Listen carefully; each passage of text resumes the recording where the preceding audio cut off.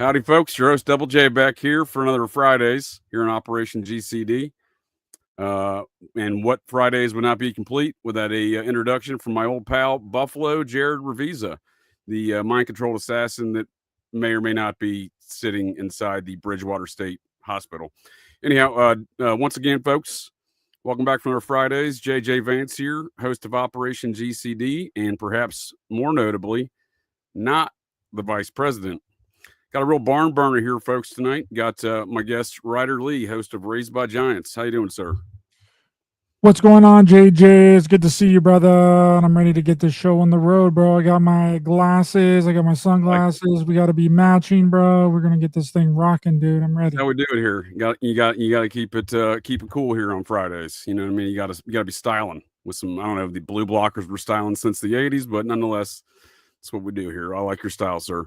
I caught a little bit of your show there earlier. It's obviously not your first time here on Operation GCD, but I was listening to your show with Julia from Cosmic Peach earlier. That was some good stuff. But would you please introduce any of the other work you're working on right now? I know you're always on something new, whether JFK or ancient alien cargo cult business or Virginia Giuffre business. You got your hands in a lot of stuff there.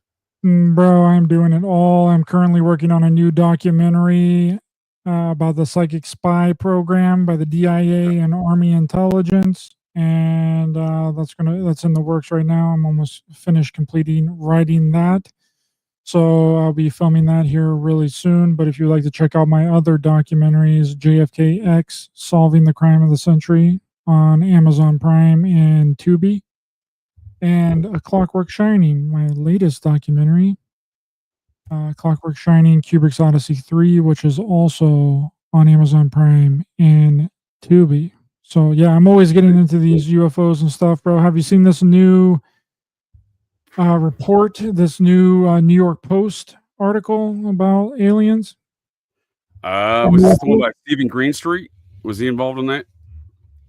Nick West, but I think Stephen might have also, Stephen Greenstreet and Mick West have always been trying to blow the lid on the whole freaking UFO and alien psyops that's been going on. But yeah, the latest article is insanity. It's basically everything that I've been seeing for years, that all the UFOs and alien stuff is all cover up for advanced military technology, which is what I've been seeing for a long time now. And this article pretty much confirms it.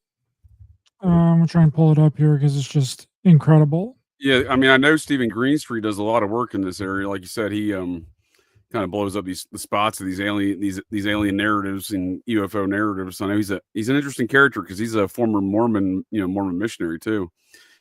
So that got him access into Skinwalker Ranch, I think, through those kind of, those relations. That's a Mormon-owned operation and Mormon-run operation. And I loved his series there on the Skinwalker Ranch because, he's showing that they're just bullshitting in numerous instances. Yep. So this article right here, New York Post. Pentagon secretly planted Area 51 UFO conspiracy theory to high classified weapons program bombshell report. Some of the most prevalent UFO conspiracy theories, including about aliens being housed at Area 51 in Nevada, was fueled by the Pentagon in an attempt to provide a cover for secret weapons programs, according to a bombshell report, which this is what I've been saying for years now. I did all this research. I knew all about this, and everyone was like, you're a Fed, you're trying to cover up the truth of extraterrestrials. Well, this is just confirmation here. A review by the Department of Defense found that the 1980s Air Force colonel visited the Nevada bar near Area 51 and gave the owner fabricated photos of flying saucers near the secret government base, according to a 2024 report by the Wall Street Journal. The incidents renewed local flavor over UFO, with a now retired colonel confessing to Pentagon investigators that he was on an official mission to spread disinformation and hide the true purpose of the site, where the government is testing never before seen stealth warplane, the F-117 Nighthawk, Okay, but I know that one. I know that jet. That's not all, bro. That's just the tip of the freaking iceberg on this entire thing. So I don't want to read this entire article, but it goes into detail about, and I did a show on this, and there's a video of the director of Arrow talking with Mick West about all this, these conspiracy theories to cover up advanced military technology. Sean Kirkpatrick, the first director of the All Domain Anomaly Resolution Office, Arrow, was the man tasked by the government to dissect countless UFOs theories in 2022, as his office probed decades of documents, memos, and messages across the Defense Intelligence Agency. And he he found that several conspiracy theories circled back to the Pentagon itself. Okay, so the Pentagon and the government are the originator of all these UFO and alien conspiracy theories, which that's not hard to figure out whenever you go back and you research through the Paul Benowitz case.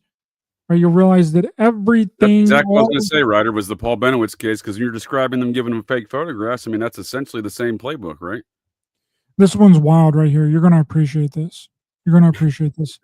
In one instance, Kirkpatrick's team found that the Air Force hazed members with briefings, including showing them fake Yankee Blue unit that purported investigating alien aircraft. So they're literally showing these brand new Air Force recruits fake photos of UFOs.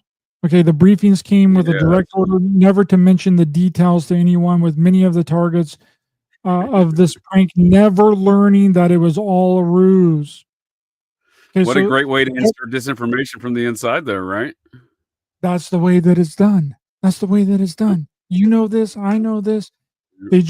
They're calling it a hazing ritual, right? But if you don't tell the people that you're showing these fake UFO photos to, then they're going to continue to believe that it is real. Just like whenever they say, shh, you can't speak about this. You're a man of God. Well, they wouldn't say God, but you want to protect the secrets of the United States. This is exactly what they did with Paul Benowitz. It's the exact same tactic, but they're doing this on a mass scale, a huge scale, and they've been doing it for decades.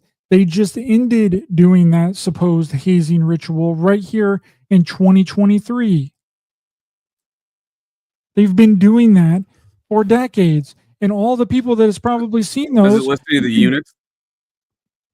It doesn't say the exact units. I'm sure if you got the real memo, I bet that there's going to be another memo coming out from that's going to give a detailed explanation of all this. They already dropped the one memo where they basically said that what everybody has been seeing, they're misidentifying it, or it's advanced military technology, or it's drones.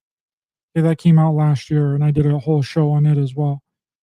So they're giving these Air Force recruits fake briefings, okay, and then they just let them speculate on the whole thing, and then those Air Force personnel go on believing that they just got shown some top secret reverse engineered alien extraterrestrial craft.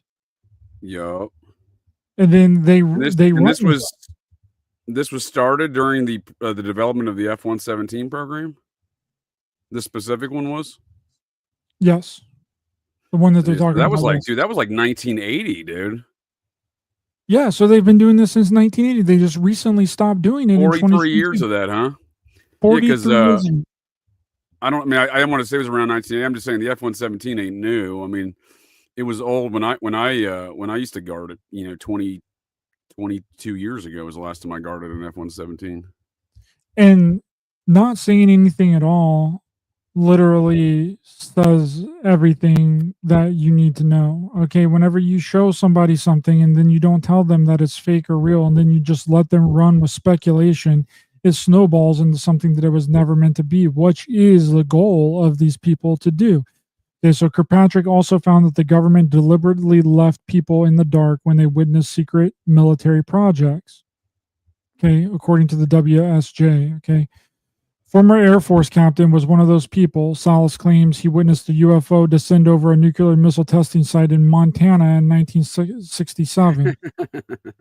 You know all about Air Force this. Base, huh? Yeah, you know all about this. You were there. You were stationed there. Okay, during the event, a flashing light was able to disable all 10 nuclear missiles at the bunker along with electrical systems. He was ordered to never discuss what he saw, with Salas maintaining that what he witnessed was alien visitors chiming in on the Cold War. Kirkpatrick's team, however, discovered that Salas was never told that what he actually saw was a test of an electromagnetic pulse to test to see if American silos could withstand the radiation of atomic weapons and retaliate if Soviet Union ever attacked first. There it is. That's all that's it. That makes a lot of sense to me. And just like the way you're describing this eyewitness report from Salas, he could have, in the same way I told you about the story how I encountered a similar circumstance, and it was on or about July 8th of 2001, where I was called in to respond to an incident that had transpired in the missile field. All these missile silos that were spread across nearly 24,000 square miles of Montana at the time. And I got to the armory to get geared up. We never left the armory. We were standing by there, and they're like, well, stand down. And we, went to a briefing room. They're like, oh, this happened. Some unidentified aircraft flew over, one of the further away, missile complexes from the base, because again, it's a huge place, huge complex, and, fairly remote area is what I'm saying. And, apparently did the same thing, right? So what if it was just the same program, right?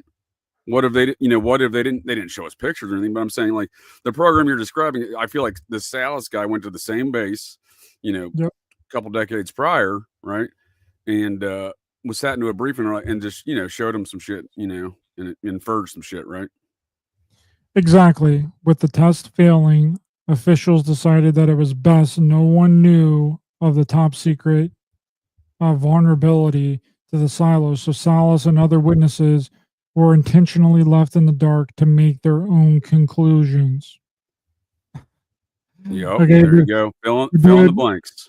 Exactly. Here, we'll show you this really strange thing. We'll not tell you exactly what it is, even though we know what it is, and we'll let your mind wander off in whatever direction. And you don't know about this technology, so therefore you're going to think that it's ET extraterrestrial craft when it's really our own top secret military craft.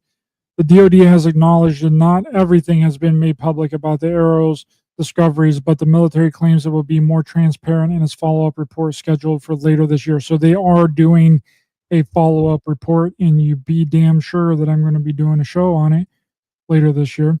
The department is committed to releasing a second volume of the historical record report to include Arrow's findings on reports of potential pranks and other materials, the DoD said in a statement. So there you go. That just...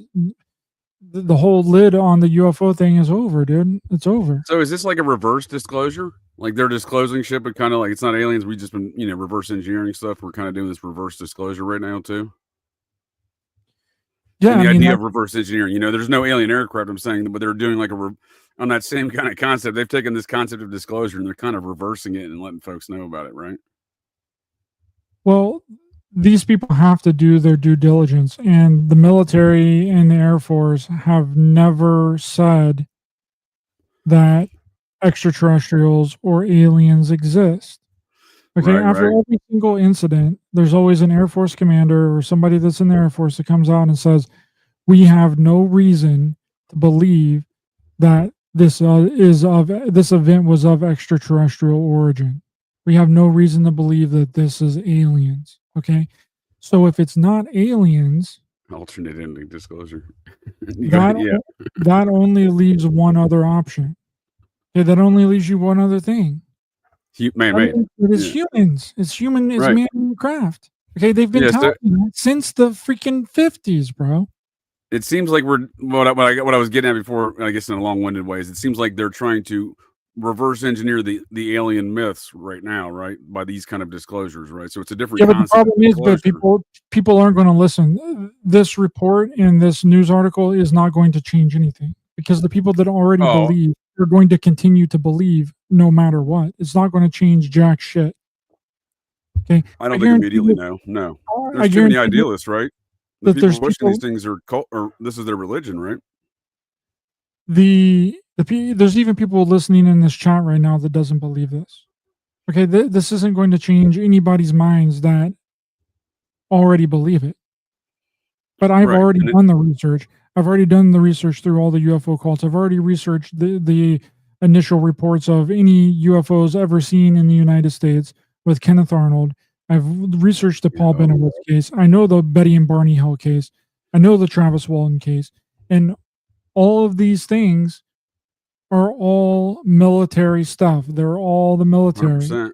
That's What do you all think of that this it one? is. The radiation of those two ones you just mentioned, the Betty and Barney Hill and the Travis Walton. Well, so that would be some of the first crafts that they figured out. So they would be having radiation coming off of them. I mean, that's what the airships in the late 1800s were using. That's what the Nazis were using, was radiation spinning mercury, which put off a bunch of radiation. That's what the Glocka Bell technology was putting off, was red spinning mercury, which then caused a bunch of radiation. And when people would get around it, they would get super sick. And then that also brings in the question, like the Ark of the Covenant, too, right? The Ark of the Covenant seems like it was also some sort of not extraterrestrial, but some sort of technology that would give off radiation. That would make people sick. People would just die whenever they got around the Ark of the Covenant. So it's like now it's in Donald Trump's living room, right? Did you see that? He had a replica of it, I guess, right down there in Mar-a-Lago for a while. Some people report that it's in a church, and I can't remember the exact. Right? Yeah, I think it's one down the Nile. Yeah, that's underneath the church that's guarded by Knights of the Veil. What about this thought on this radiation factor? What if it's both things? What if it is these experimental craft and they're also doing experiments on folks with radiation stuff? Yeah, I mean, we know that they do experiments like that all the time. The government loves radiation experiments. Loves it. I do. They've been doing them since, look at Plum Island, bro. Look at that infamous press conference from the 90s where old Slick Willie, Bill Clinton himself, had to go on TV and apologize for some reason for government MK Ultra program, right? I don't know if it was specifically under the MK Ultra, umbrella, but it was an MK Ultra like program where they were doing experiments on mentally handicapped children with radiation. Was that in New York? I'll pull it up here. I don't recall. It was the press conference he gave. I'll see if I can find that copy too, because he looks nervous. He does, for old Slick Willie, he wasn't being too slick that day. Well, the whole Plum Island thing is all eugenics and experimental diseases and viruses and all kinds of stuff. And it's so weird. We're looking at China as all this stuff, but we've been doing experiments on Plum Island for freaking decades, bro. Big time. That's where it's supposedly where Lyme comes from, right? Because it's right across from Lyme, Connecticut. I mean, Lyme disease, right? Lyme disease, yeah. And that's where this monster came from, the Montauk Monster. So I was out in Long Island, Montauk, Long Island, when this thing landed on the beach that weekend in July of 2008, I think. I was out there doing some fishing out there. And after came in from the boat, went to get some lunch and whatnot, and everyone's talking about this damn monster. So, and then no one there thought it was a cryptid of any sort. Everyone was talking Plum Island. I had never heard of Plum Island until that incident. Yeah, a cup of coffee. I'm not saying that extraterrestrials don't exist. I'm saying that there's no extraterrestrials here. I'm not saying that nowhere else in the universe is populated by anything. I'm saying that we have no proof that they have ever been here or that they have ever visited. And again, I'm not saying that UFOs aren't real either. That's some of the things that people get misconstrued by, when I talk about this stuff. They're like, oh, well, that means that UFOs aren't real. Well, if you're relating UFOs to being driven and operated by extraterrestrials, then that would be correct. But that doesn't mean that UFOs aren't real. They are real. They're just not extraterrestrials. They're just not aliens. I think the people that run this world, they want everyone else to believe in their belief system of these ancient alien cargo cult belief systems. So it is easy for folks to subscribe, I think, to these concepts and ideals, especially when we have entire television networks like the History Channel, which may as well be called the Ancient Alien Cargo Cult Channel. Yeah. You know what I mean? That's right, and it doesn't go away. What season are they on of Ancient Aliens now? What are they on, like 25th season or something? Dude, they're getting their bang for their buck out of that program. But again, it's the agenda, right? I mean, it's what these folks believe in. I mean, from the folks that are in and around the JFK situation that you've highlighted in JFKX, there is got a lot more questions that need answered than just some files sitting in some cabinet in DC, right? And the ancient alien cargo cultists are involved in that. They're involved in that. They're involved, and their and all the families are involved in that. So I tend to argue that when we're dealing with these major parapolitical scandals, is some sort of internal family feud of sorts, because all these folks are related to a certain degree, and this family feud's all revolving ancient alien cargo cultists, in my opinion, and their goals and their the ends that they seek to achieve are not much like the cargo cultists of the islands of the South Pacific dancing around the island waiting for G.I. Joe to bring them back more things from the sky of food and crates and whatnot, dropping supplies onto their island. Their god G.I. Joe, that is, that's never going to happen no matter how many dances they do. And whatever these assholes are up to, Ryder, whatever their end game is, these ancient alien cargo cultists, it's not achievable. It's the same difference. They're dancing around the island waiting for G.I. Joe to drop them more supplies. And in the meantime, they're making everyone else's life a living hell, in my opinion, because, again, these things are they seem to be feuds, right? And to a certain regard, they seem to be used as weapons. When I say they're used as weapons, there seems to be some sort of modern-day incarnation of spook programs with these things as far as using them as spook operations with these cults like Heaven's Gate, Order of the Solar Temple, and, strangely enough, the Branch Davidians, which I didn't know. Branch Davidians and Order of the Solar Temple are very similar in nature, as they were both being investigated for weapons, modifying weapons, which we know that was a whole story that was a fabricated story in order for them to basically go in to get a warrant. And they also made up allegations of methamphetamine lab at the Branch Davidian compound, which was also a lie. I had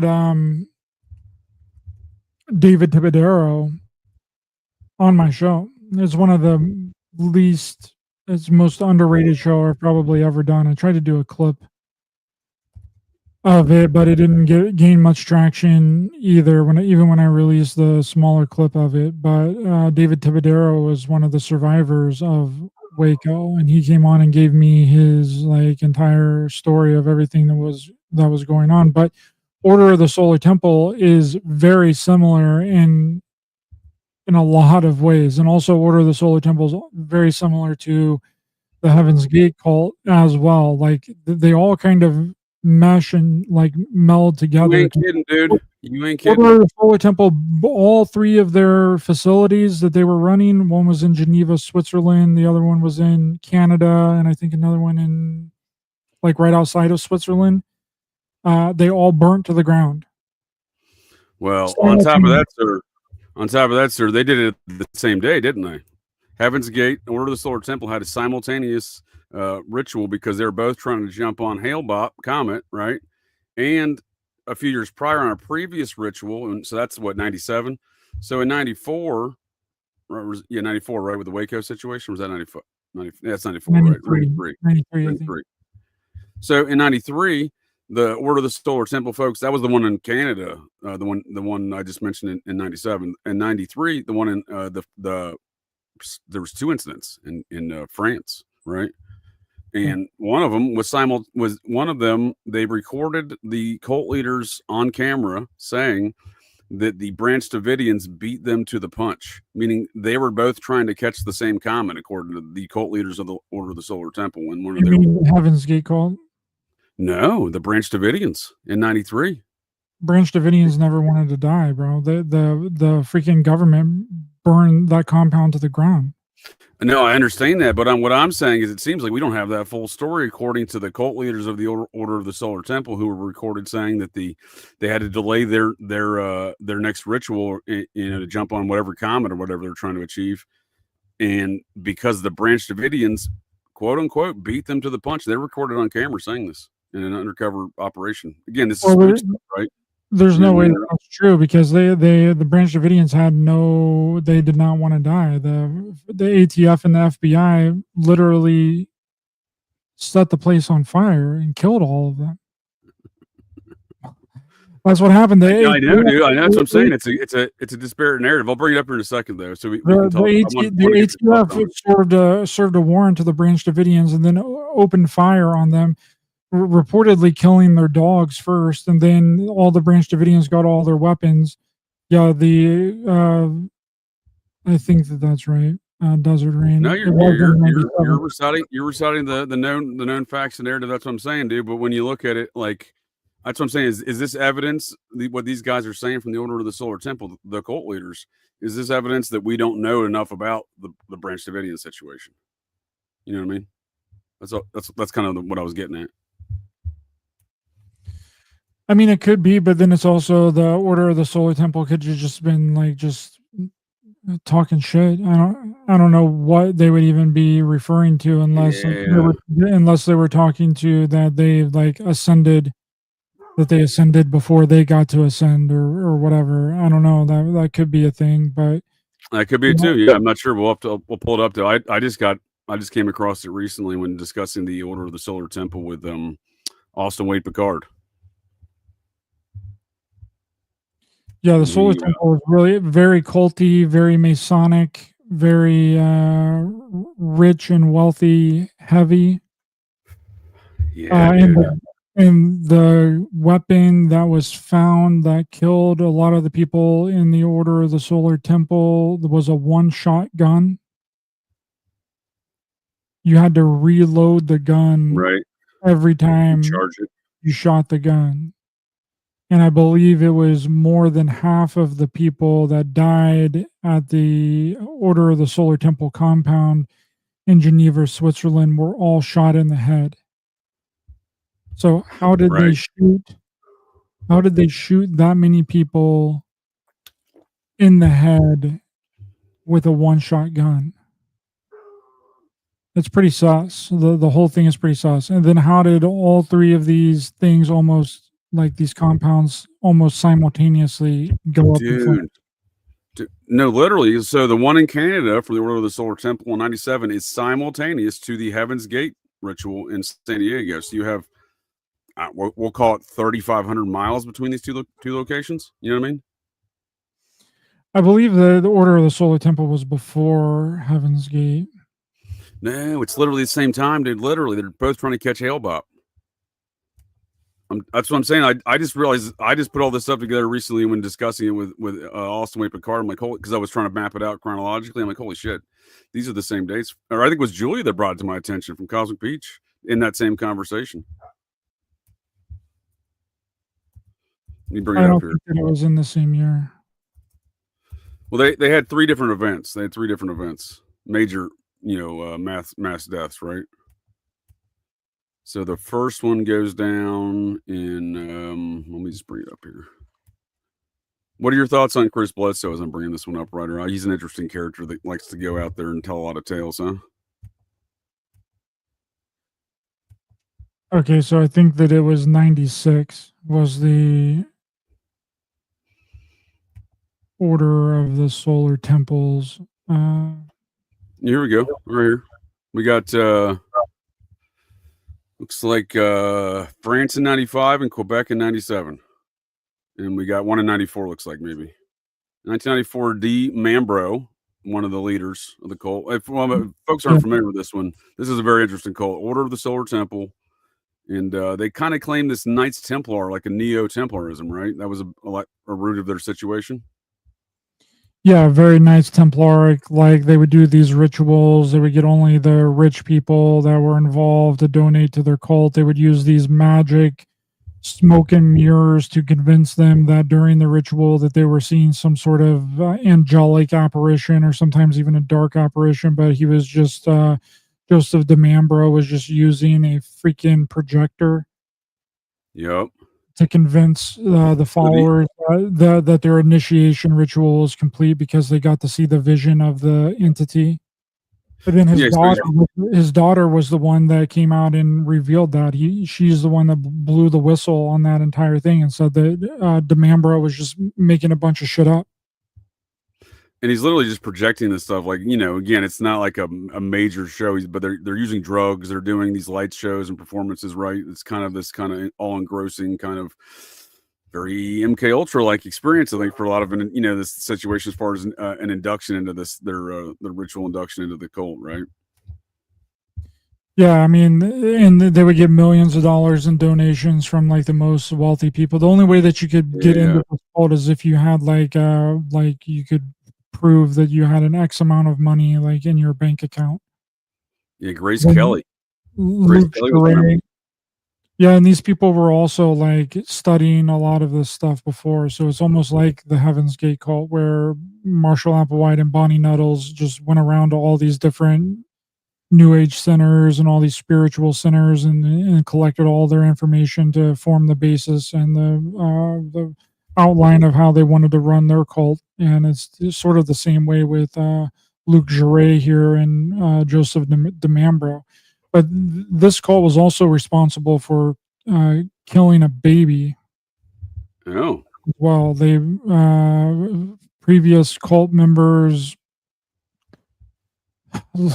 Joseph DeMambro, if you scroll down a little bit, you probably find it. But Joseph DeMambro was convinced that this baby was like the reincarnation of Satan or like Lucifer or whatever. Then they went to this. Ryder at Wikipedia says it never happened on all the source of all information on the interwebs. Go figure, huh? Well, what was that they didn't kill the baby? There's no mention of it there. What was the year of this? I don't know. I'm just scroll down a little bit. You'll find it. No, I searched. It's not. There's no baby on that page. There's no baby. There's no death. Scroll down on the Wikipedia page. Well, I did the control F. I'm just saying there's nothing about babies or deaths here. What do you know? Do you know what location it occurred in? Maybe country. We'll just do baby death. I'm not familiar with this aspect. I was mainly just learning about this cult. I mean, I was familiar with it, but I wasn't deeply as familiar with all these details to know that there were so many similarities to so many other things.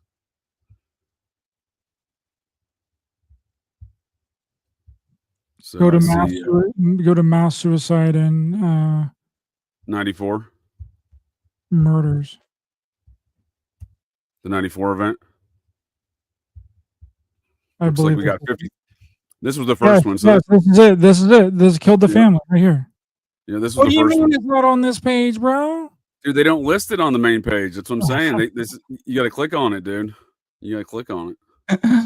You trying to say I'm lying, bro? No, I'm trying to say Wikipedia is hiding it, the source of all information on the interwebs, right? Folks go to Wikipedia and they're like, well, Wikipedia didn't say it, so it didn't happen.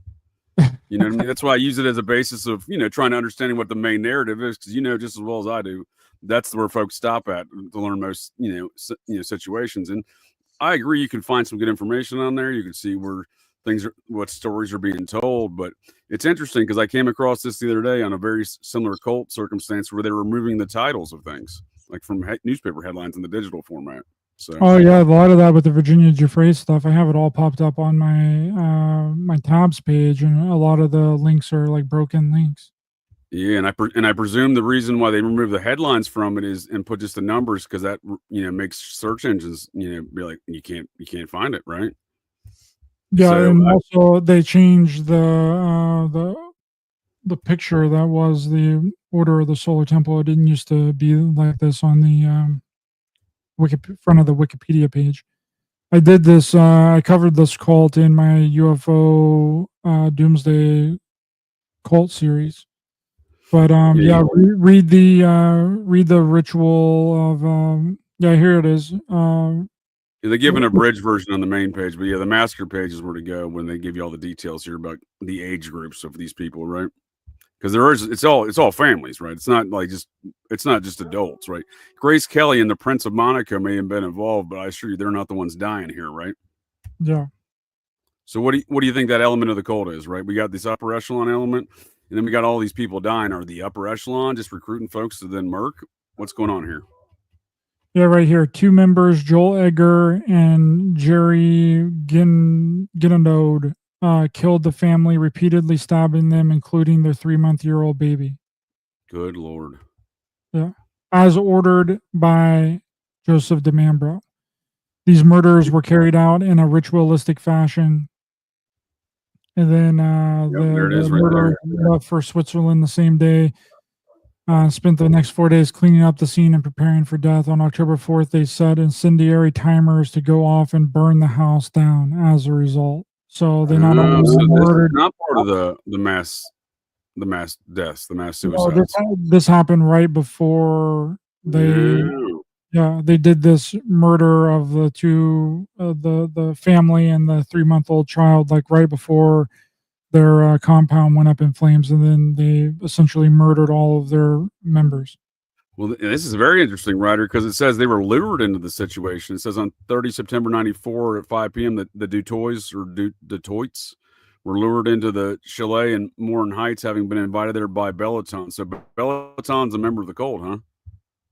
And right here it says 20 of the dead had been shot with a gun. This is the main compound in Geneva, Switzerland. 21 of them had died from gunshot wounds, previously drugged with sleeping pills, and the other 2 dying of suffocation from plastic bags, which is very reminiscent of the Heaven's Gate cult as well. But what they don't say in here is that the gun was only a one-shot gun, so they had to kill 21 people. They were shot in the head by a one-shot gun.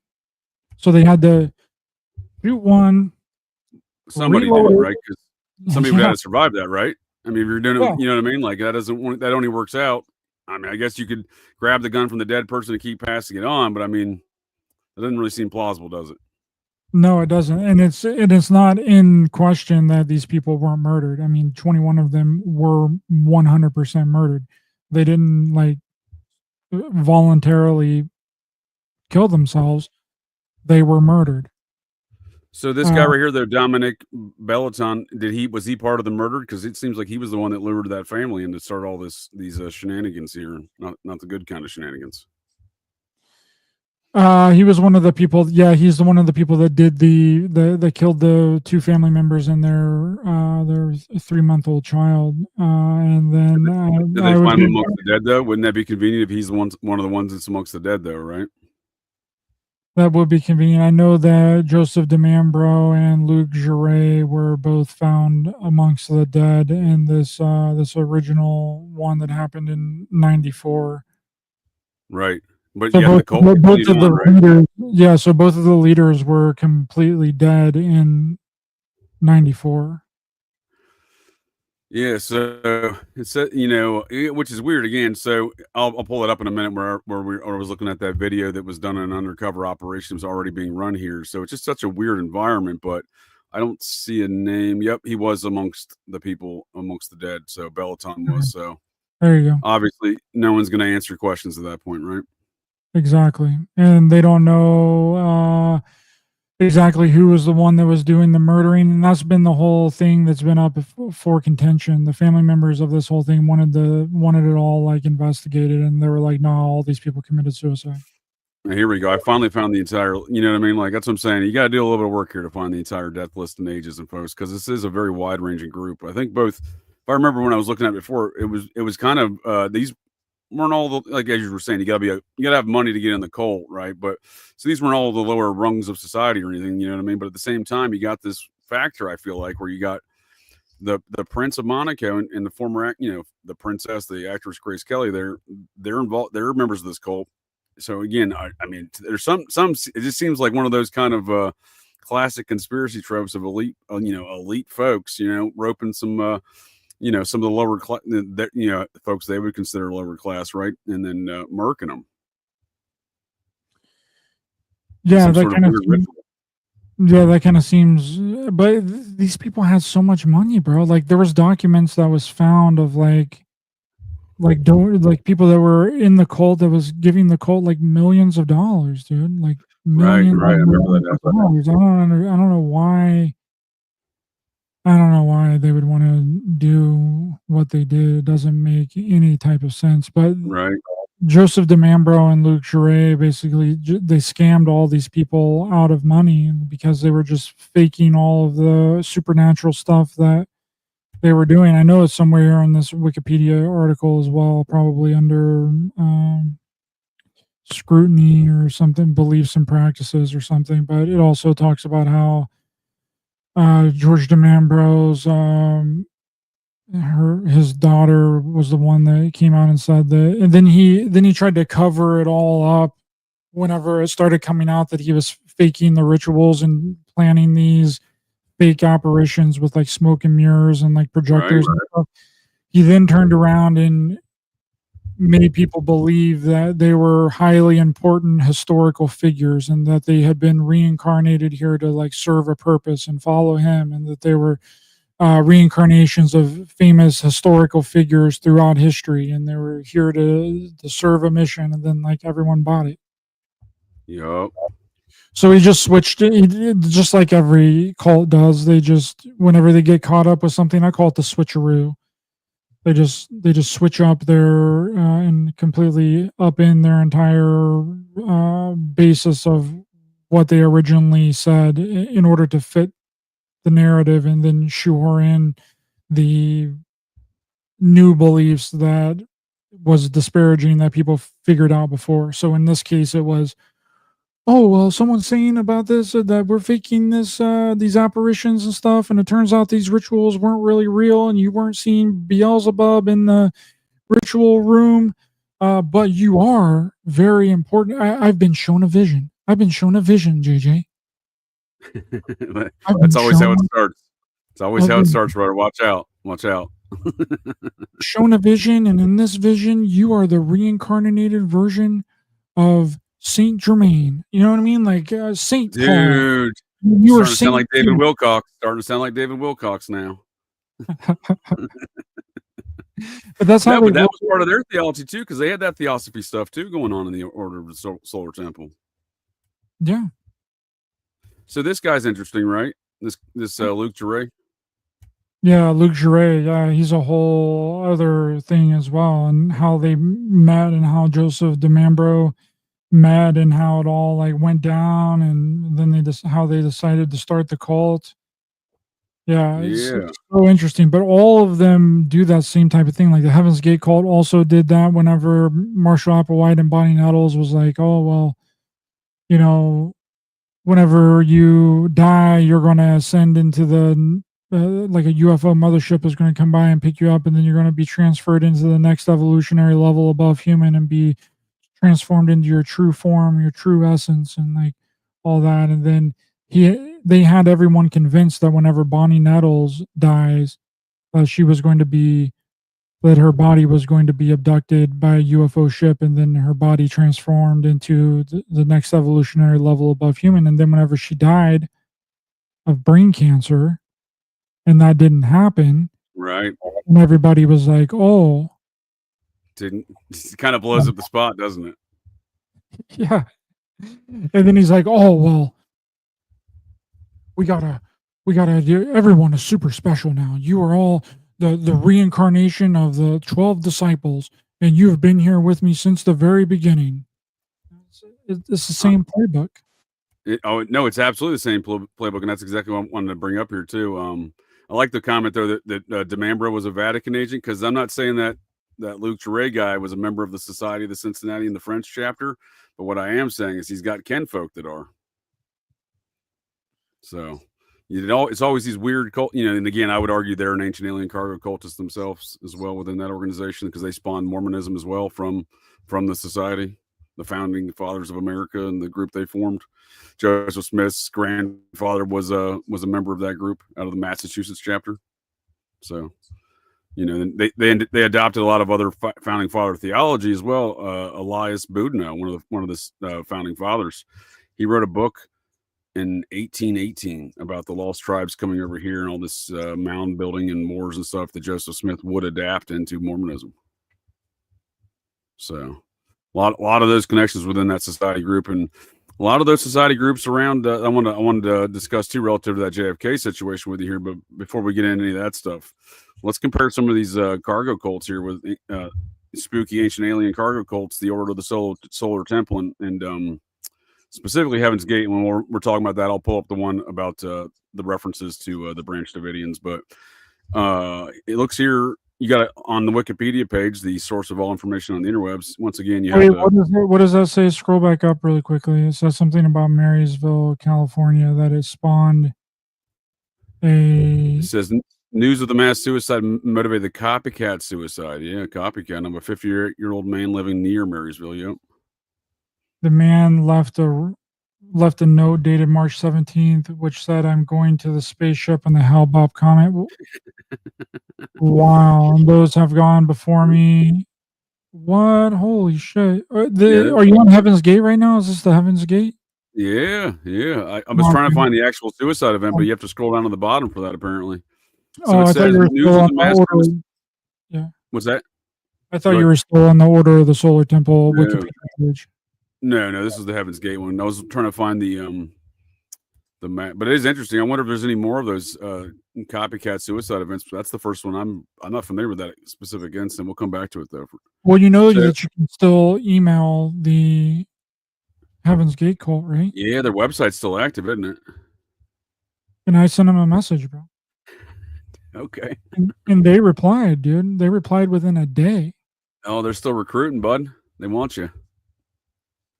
Well, I just wanted their like their whole thing, like what their manual of like what they had all of their people do, because they had a list of rules. Sure. That the followers of the cult, and it was very strict rules that very corporate, very bureaucratic. They had to abide by. Okay, so here we go. Check out this one right here. So on March 22nd, 1997, the same day as the Heaven's Gate suicide, 5 members of the Order of the Solar Temple group also died in a mass suicide event.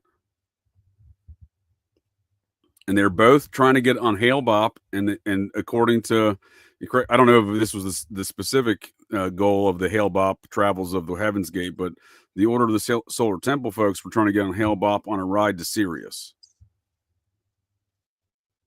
But that would have been like 2 years before the Hale-Bopp comment even came through, though. No, this was 20. That was the closest it was at, 22nd of March, 1997. And as you were saying, you were just emailing the Heaven's Gate folks. I assure you, this cult persists as well, because it persisted long after the leaders died, right? Okay, here's my. Let me make sure it doesn't expose any of the people that I'm talking to. Okay, it's good. Okay, so here's the email that I sent Heaven's Gate. Nice. It says, I am very interested in the 12 steps and guidelines that were given to the Heaven's Gate members. I'd very much like to read them. Can't find them anywhere online. They're only reference. It'd be really helpful if you could send them my way. Thanks for your time. And then they replied, the 17 steps are actually in our... Huh? Was it like 5 minutes next day? What are we talking? What's the reply timeline looking like? 6:17 a.m. So less than 12 hours later. Dude, they're desperate. All right. Please continue, sir. They need membership. They said the 7 steps are actually in our book, but we have attached it here for you. So here's the 17 steps of the Heaven's Gate cult that you can't find anywhere online. You can follow these instructions without adding your own interpretation. Can you deliver instructions as you receive them and they do not change according to your computer? Do you participate in inconsiderate conversation? I should be stating number 2, 3, and 4. Well, that was 1, 2, and then number 3 is, do you participate in inconsiderate conversations, polluting the ears of others while you and your partner work things out? Number 4, are you physically clumsy, breaking things because you handle them too harshly or carelessly? Number 5, do you have right? Yeah, it's kind of like what do they call that? Like One of those alcoholic personality tests. no, it's like they do it in like Alcoholics Anonymous, I think, or something where you do like a review at the end of your day or something where you like ask these questions to the people. I don't know, I don't remember it, but yeah, number 4, do you halfway complete task because your poor standard of what is thorough? Number 6, do you put off task, procrastinate? Are your number 7, are your patterns of cleanliness, sensitivity, gentleness, etc. consistent, or are they good only when spotlighted? That's actually a really good question. That's actually Yeah, I a really mean, good question. this seems like a psychological kind of like a personality kind of questionnaire guised as with some silly questions to me. Number 8, do you use more of something that is adequate? For example, excessively high cooking flame, more toothpaste than necessary. JJ, are you using more toothpaste than necessary, bro? That's what I'm saying. These are such obscure questions. Number 9, do you go from one extreme to another, as from overreacting to understanding, etc., etc.? Number 10, are you sensitive when approaching another individual about something you want to discuss? Do you permit that individual to choose to continue to do what he is doing, or you force them to drop it in order to give attention to you? Do you stop and check, or do you assume what is on your mind is more important than what is on theirs? Know the difference between your relationship with your teachers and your fellow classmates in this regard. That's kind of deep, bro. That one, not gonna lie, dude. Number 10's kind of deep. Number Yeah, 11. what are they by classmates? You're already in the class. They didn't even tell you about the class. Did you sign up for the class? Did you get accepted to the class? You're in it. You're already. You're 10 questions in. You're in a class. Well, they call the class like their cult followers. That's the class. Yeah, it's also kind of a mind fuck. They're like already accepting you in. I feel like by saying Yeah. Number 11, do you needlessly ask a question when the answer is obvious, or a moment of silent observation would quickly reveal the answer? That's one that people need to freaking really do, bro. Number 12, are you pushy, aggressive, interfering, or demanding in any way? Has familiarity caused you to become more relaxed with your partners or others, that your actions or words don't hold enough restraint? Number 14, are you gentle, simple, cautious, and thoughtfully restrained in your steps of all other physical actions or words? That's another thing that the cult did, though, too, was like convince them that, like, to get vasectomies. Marshall yeah, Applewhite got a chemical castration, and then he convinced his other followers of the cults to also get chemical castration. that's why I say all cults are sex cults, even if it's chopping your dick off, kind of eunuch sex cult. I mean, they're still telling you don't have sex and you can't have sex anymore because you lopped your dick off, chemically speaking. Number 15, have you ever outgrown defensiveness and its flip side? Martyrdom. 16, can you understand and review your mind in all ways, which remembrance of the next level are sensitive? If you can, you have no excuse for not working on improving in all these times. 17, when your teachers have asked someone to do a task and you relate to you, do you treat that task and its deliverers with much respect as you would if it come directly from your teachers? So it's pretty interesting, but I was like, okay, well, I need to get these steps so that I can adequately cover the cult, and do my show on them. So yeah. Yeah, dude. I mean, that's it's some interesting thing because I see a lot of that kind of, what do they call that, Meyer-Briggs kind of ish aspects to it. The personality exams, right? Yeah, and like how do you act? Like what do you think about? Right. How much It's like toothpaste do you use? You know what I yeah, mean? Like, are you how many conservative? Are you pancakes do you liberal? eat? Your Yeah, toothpaste use? yeah. Yeah. What kind of clothes do you wear every day? Do you make your bed at night? Like morning? Like what's going on with you, bro? How many times do you flush the toilet? Do you only flush when you poo, or do you flush also when you pee? Right, Important right. things. Important They're, things. they're trying. Well, they're really trying to get down to the personalities of these folks and figure out how to get to them. That way they can communicate their messages to them by understanding how they operate and think. By through these psychological exams. It's dark, but I think that's what's going on there for sure. I mean, it's what it appears to me.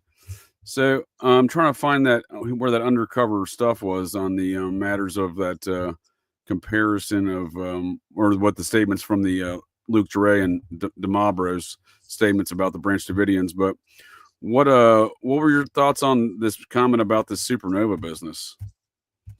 Well, I think maybe if that's true and what you're saying is true, that they made a comment about, which I don't have any reason not to believe you, but because it was kind of commonly accepted before the trials that it was the Branch Davidians that were the ones that set fire to the compound. But that's not. No, I'm hearing on that one.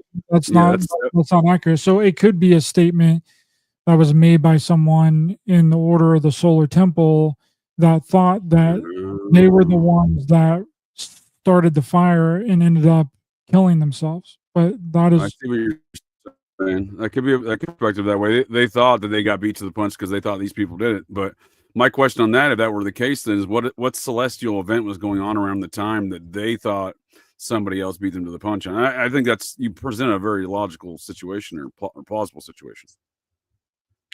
Yeah, because everybody the celestial event seems interesting to me, right? Yeah, people didn't want to believe that the FBI was the ones that started the fires. For sure.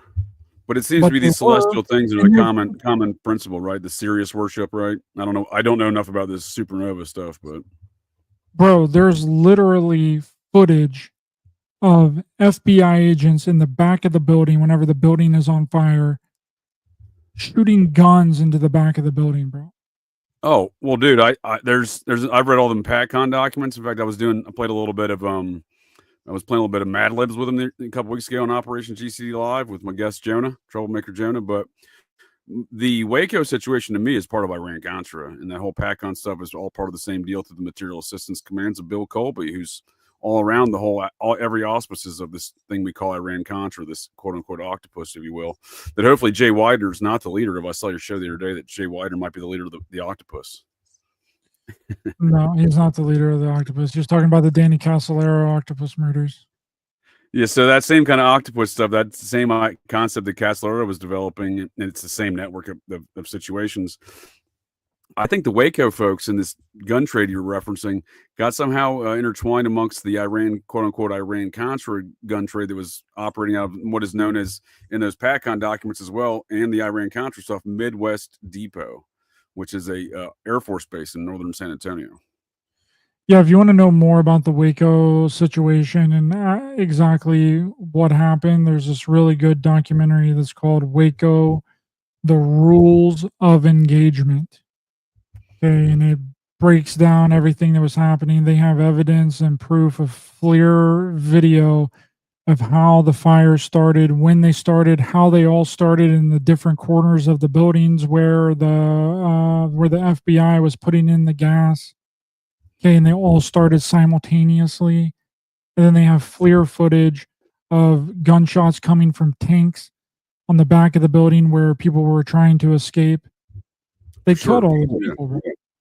No, and I think one of I'm sure there's a number of factors that weigh into this, because again, same with the Solar Temple, they were doing gun stuff and all these other things also. But when I think those same kind of factors apply here with their gun stuff is kind of ties to these spooky operations and this Midwest Depot operations. Again, I think given the proximity of operations from the gun trade going on, I think it's very plausible that they may have been wrapped up in that stuff. And on that note, and my previous comment about how they the folks that monitor these Wikipedia pages, the source of all information on the interwebs, the reference of the Midwest Depot has been removed from the Wikipedia page of Camp Stanley, interestingly enough.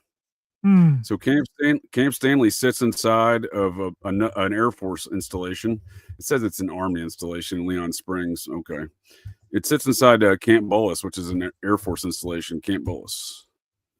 And it's a secret CIA weapons depot was used as early as the 1980s, and I would argue past the Iran-Contra hearings, well through the 90s, and possibly even today. So when you look at the gun trafficking. It's close proximity. You know what I mean? It draws at least begs the question: is do these two things intersect? Well, how the investigation started on the Order of the Solar Temple was that they thought that they were modifying weapons, and this investigation came from their compound in Canada. So Right. they suspected Luc Jouret of weapons trafficking, weapons dealing, and modifying weapons in Canada. But that gave them then the jurisdiction to also investigate all of their other compounds. Yep. So that's really all that they needed, just like all they needed for the Branch Davidians was a warrant to investigate under suspicion that Dave Grush was modifying and selling illegal weapons. Same deal with Randy Weaver, same narrative they gave with Randy Weaver and Ruby Ridge, right? Same playbook. Yeah, and I don't even think Randy Weaver even did it. I don't even think he did what they said that he did. He didn't even present them what did they ask him to do? Like modify a shotgun or something like that? Yeah. I don't even think that he actually brought. I don't think the government proved that he did, right? Yeah. Yeah. He just talked with an undercover agent about it. That was it. They kind of didn't have to prove anything after they went in there guns blazing, popping off his kid and his wife. So the guy that would negotiate the Weaver to turn himself in there would be Bo Gritz. And Bo Gritz, according to the PACON documents, it seems that Bo Gritz was a undercover agent for the FBI. Yeah, I also had the negotiating FBI officer on my show that negotiated Waco with Dave Grush. No shit. Gary Nesner on my show. And he was also the FBI. Well, he wasn't on it, but he was supposed to be on the Ruby Ridge case too. Yeah, there was a lot of crossover in those operations, and from numerous law enforcement, ATF, FBI, and marshals. I believe there was some crossover in all three of those from both operations. Yep, this is the guy. That's the guy. Did he work with Arliss Perry's husband? You familiar with that narrative? I'm not familiar with that one, but he's worked several hostage cases. Bruce Perry's a psychologist. His wife was murdered. She's the opening murder in Maury Terry's The Ultimate Evil. Arliss Perry's murdered in a church in Stanford in October 12th, 1974. That's a total guess. So, but Bruce Perry's her husband. He's going to Stanford as a doctor at the time, and would later become this psychiatrist to these children in these events like Waco. Yes, and then also Waco, they tried to coax and coach the kids into saying that they were abused and malnourished. Yeah, I think that was this dude's role, man. I think that's who this guy is. That's what he was brought in to do. I don't know where he came in the process, during negotiations, after negotiations. So that I don't know. Yeah, they tried to coax and coax all these kids into trying to have them say that they were beaten and abused and malnourished and all that stuff, which is most of the kids that was at the Branch Davidian compound were mostly Dave Grush's. Sorry, I get those last names mixed up because you have Dave Grush, right, the UFO guy, and then you have David Koresh, which is the Waco. Right, Koresh. Right. Bro, isn't that weird? It's strikingly phonetically, it's strikingly similar. No, I do. I think a lot of things are weird, Ryder. I think it's weird that Bruce Perry doesn't mention anything about his wife or the cults and murder them, but is happy to come to these things with convincing kids of things. Right? It's an odd environment. And there's also this other documentary. I haven't watched it yet. Juan Ayala was bringing it up. It's called The Accused, the Hampstead Pedophile Hoax. Yeah, I'm vaguely familiar with it over there in the UK. Yes. Yes. I don't really know too much about it because I haven't watched it, but it's a documentary on Netflix. Yeah, I watched something on it a number of years back, and I think they were. I mean, I'd have to watch it again to really offer my opinion on it. But to the best of my recollections, there was it was a lot of kind of this thing like with Bruce Perry, what we were just saying, like there's someone that came in there and was convincing the kids otherwise, but there was actually objective evidence of abuse kind of deal. But I'd have to revisit it to get the well, Desert Rain saying it is all a hoax. I don't remember the ins and the outs of it, but yeah, there was definitely a hoax aspect to it, and I think it is these incidents where, and again, I don't remember the details. Seems like it's the chat's saying it's a hoax, and it seems like it is these incidents we're all told to focus on, right? Because I think, I haven't seen anything about it in years, but when you said Hempstead, I can immediately remember stuff because I feel like we're rolled out specific instances like that, you know what I mean, to weigh in on and focus on when we, I had read about the Order of the Solar Temple before. I had no idea. Like I connected the earlier events. I had never connected the 97 events, right? You know what I mean? So like we're distracted by a lot of, whether cult activity of a sexual abuse variety or a, ancient alien cargo cult variety, which usually are the same thing. It just seems like that we're rolled out very specific things to pay attention to. Well, this is a far more widespread issue, and it seems like there's a lot of comparisons between all these things across distance and time, right? Well, there's another one that's really interesting that involves kids, which is the school UFO event in Zimbabwe. Are you familiar with this one? I think it's called the aerial school. Maybe type in aerial school UFO event or incident. What a great way to. What a great place to do it, though, right? Zimbabwe. They've, you know what I mean? It's like going to those South Pacific Islands. They never seen an aircraft drop off cargo. It creates an entire religion. You know what I mean? Exactly. These people don't know what's actually going on. This was 94, huh?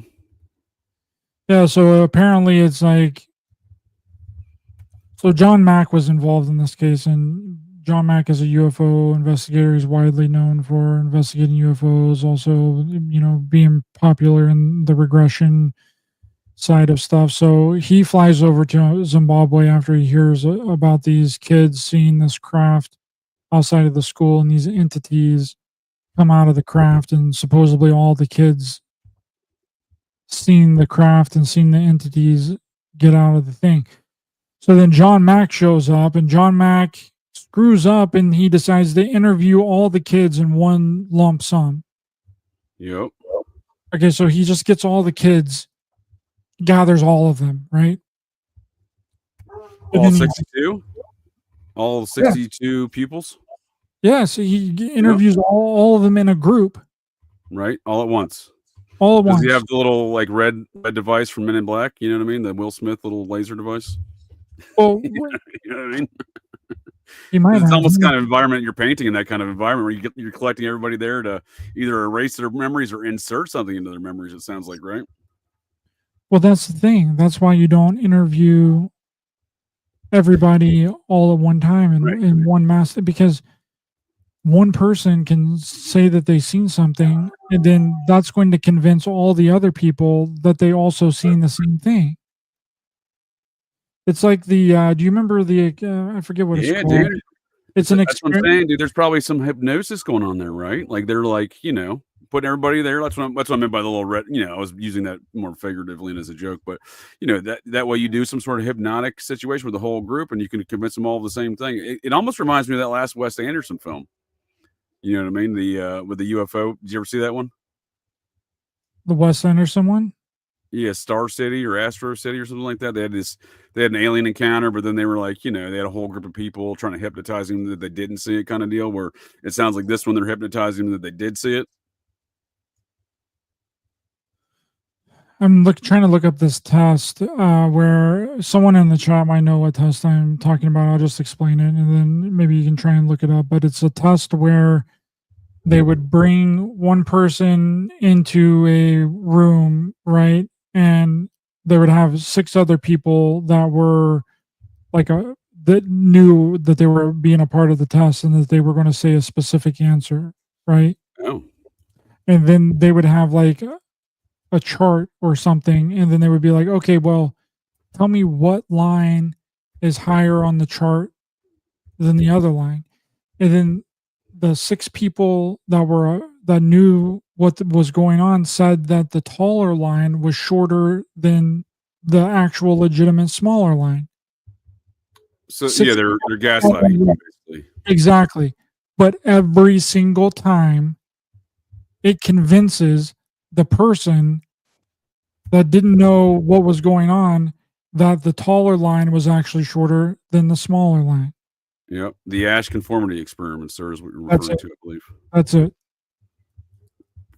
No, it's a That's great point, Ryder. all. You explained as well how folks adapt to these things regardless of their own senses tell them otherwise. There's instances that folks find themselves into where they're conforming to groups in this nature.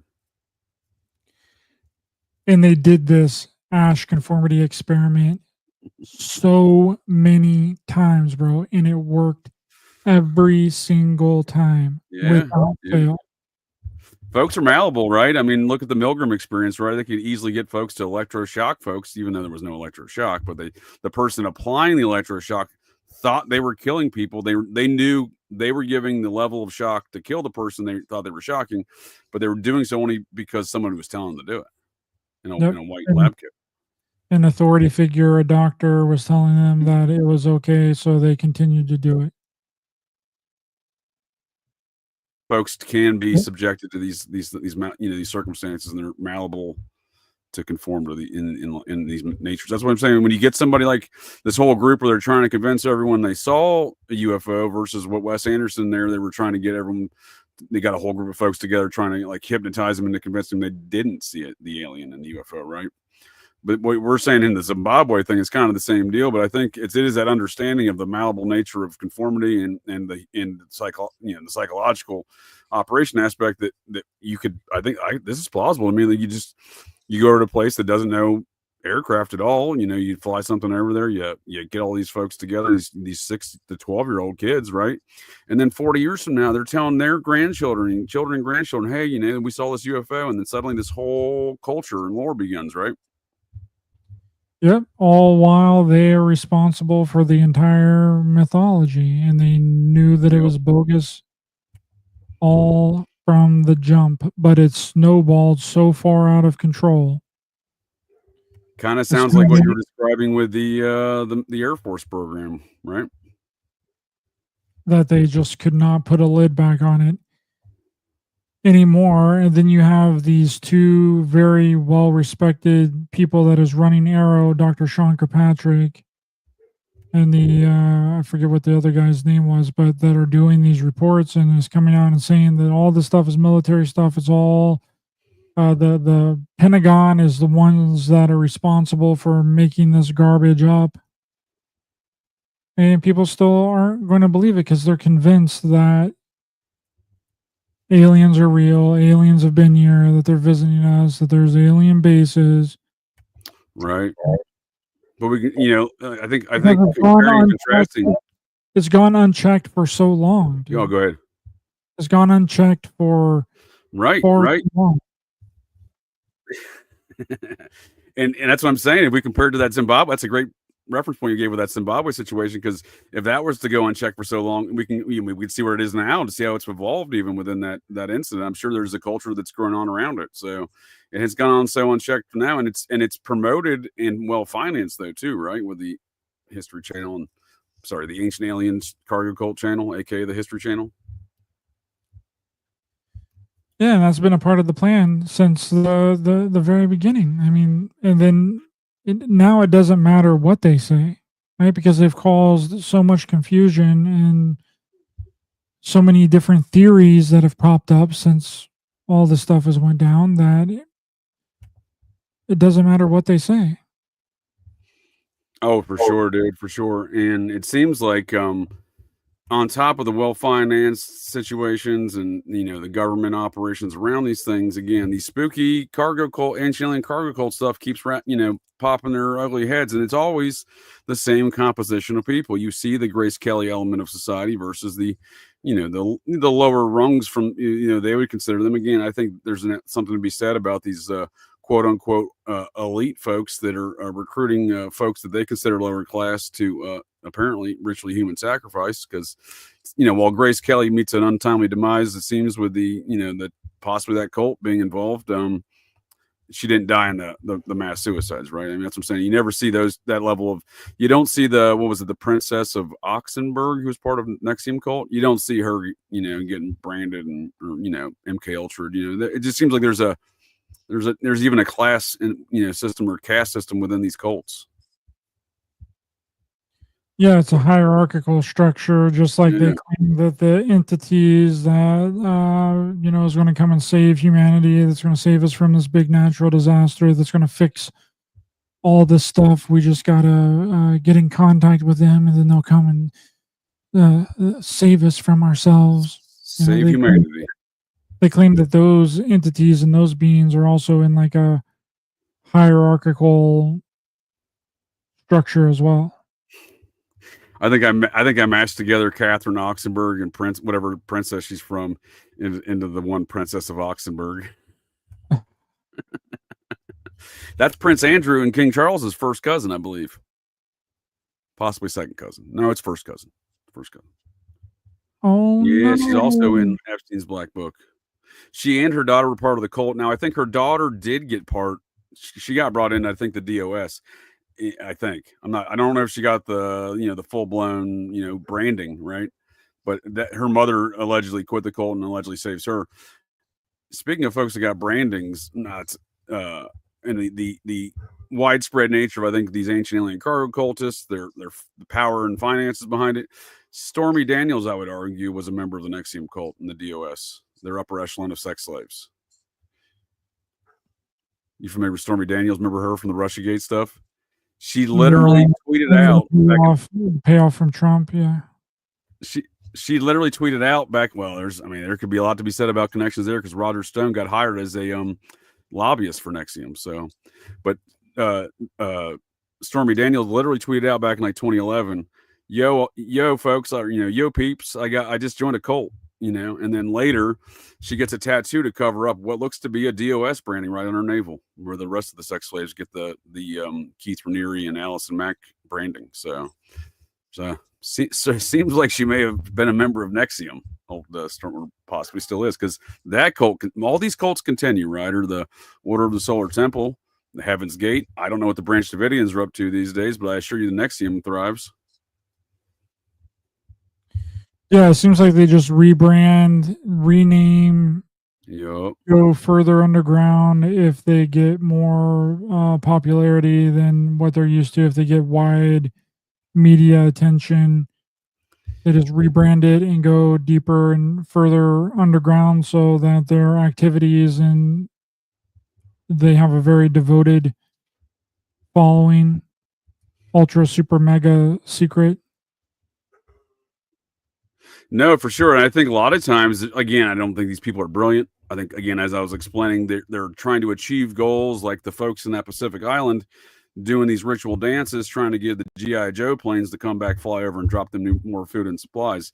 It doesn't matter how many wooden aircraft replicas they build of these god crafts that drop the stuff to them, and these South Pacific cargo cults that formed after the World War II. It doesn't matter how many times they dance or how many times they build these crafts. So that's what I'm saying. The people that are making these decisions when they're rolling these things up and burying them under auspices of national security, it seems, with some of these cults, right? So it just seems like these are just one fuck up after one fuck up, right? These are people that are trying to achieve goals that aren't achievable.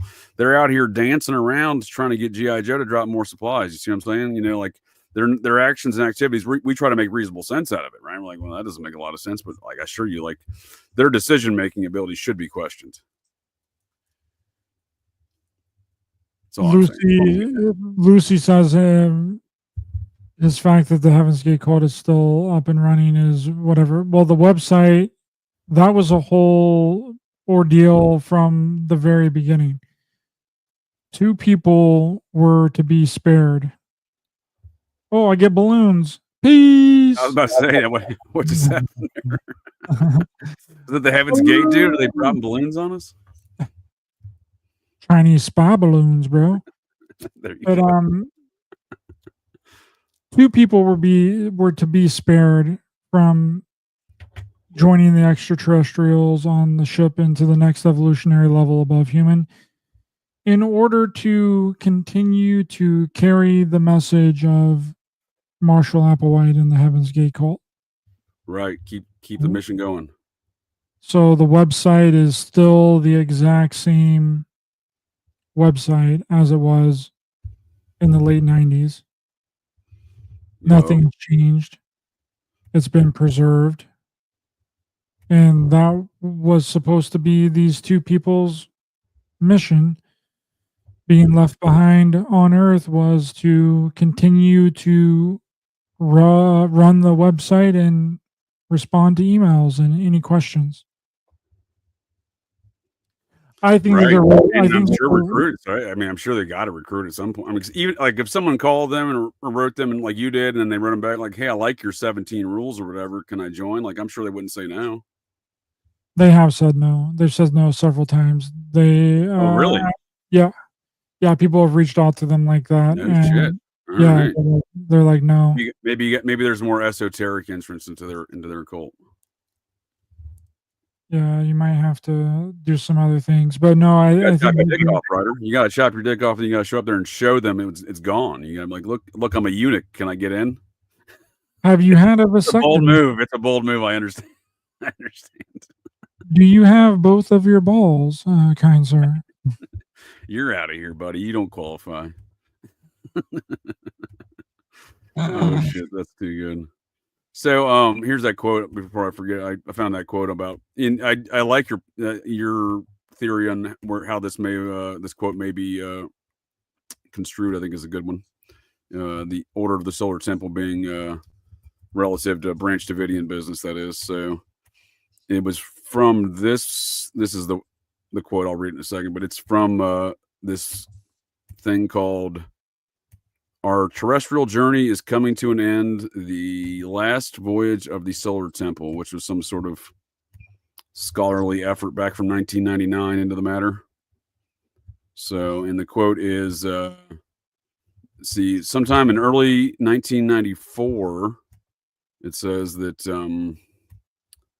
in a tape likely dating to early 94, Jure and DiMambro discussed the Waco siege, saying that the Branch Davidians had quote-unquote beaten us to the punch, with DiMambro telling Jure that what we'll do will be even more spectacular.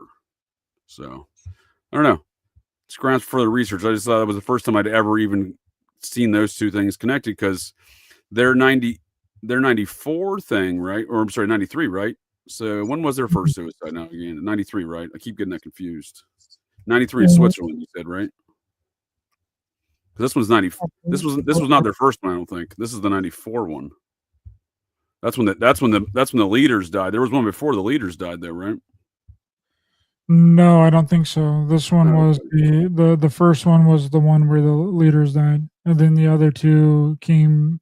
You're right. Yeah, 95 in France. Yeah, and then 97 in Canada. Yeah. So this is well after. I mean, that's what I'm saying. I don't know what the celestial events may be. I mean, it's something I'll look into, I suppose. But it's always serious with these people, though. So I feel like there's something has to be serious adjacent or relative to these dates, that even the dates they chose, right? The dates they end up choosing anyway, right? Well, that's what they said. Is I don't know if Waco has any relations. That the aliens from the Sirius star system was going to come and save them, so they needed to transfer over into the next life.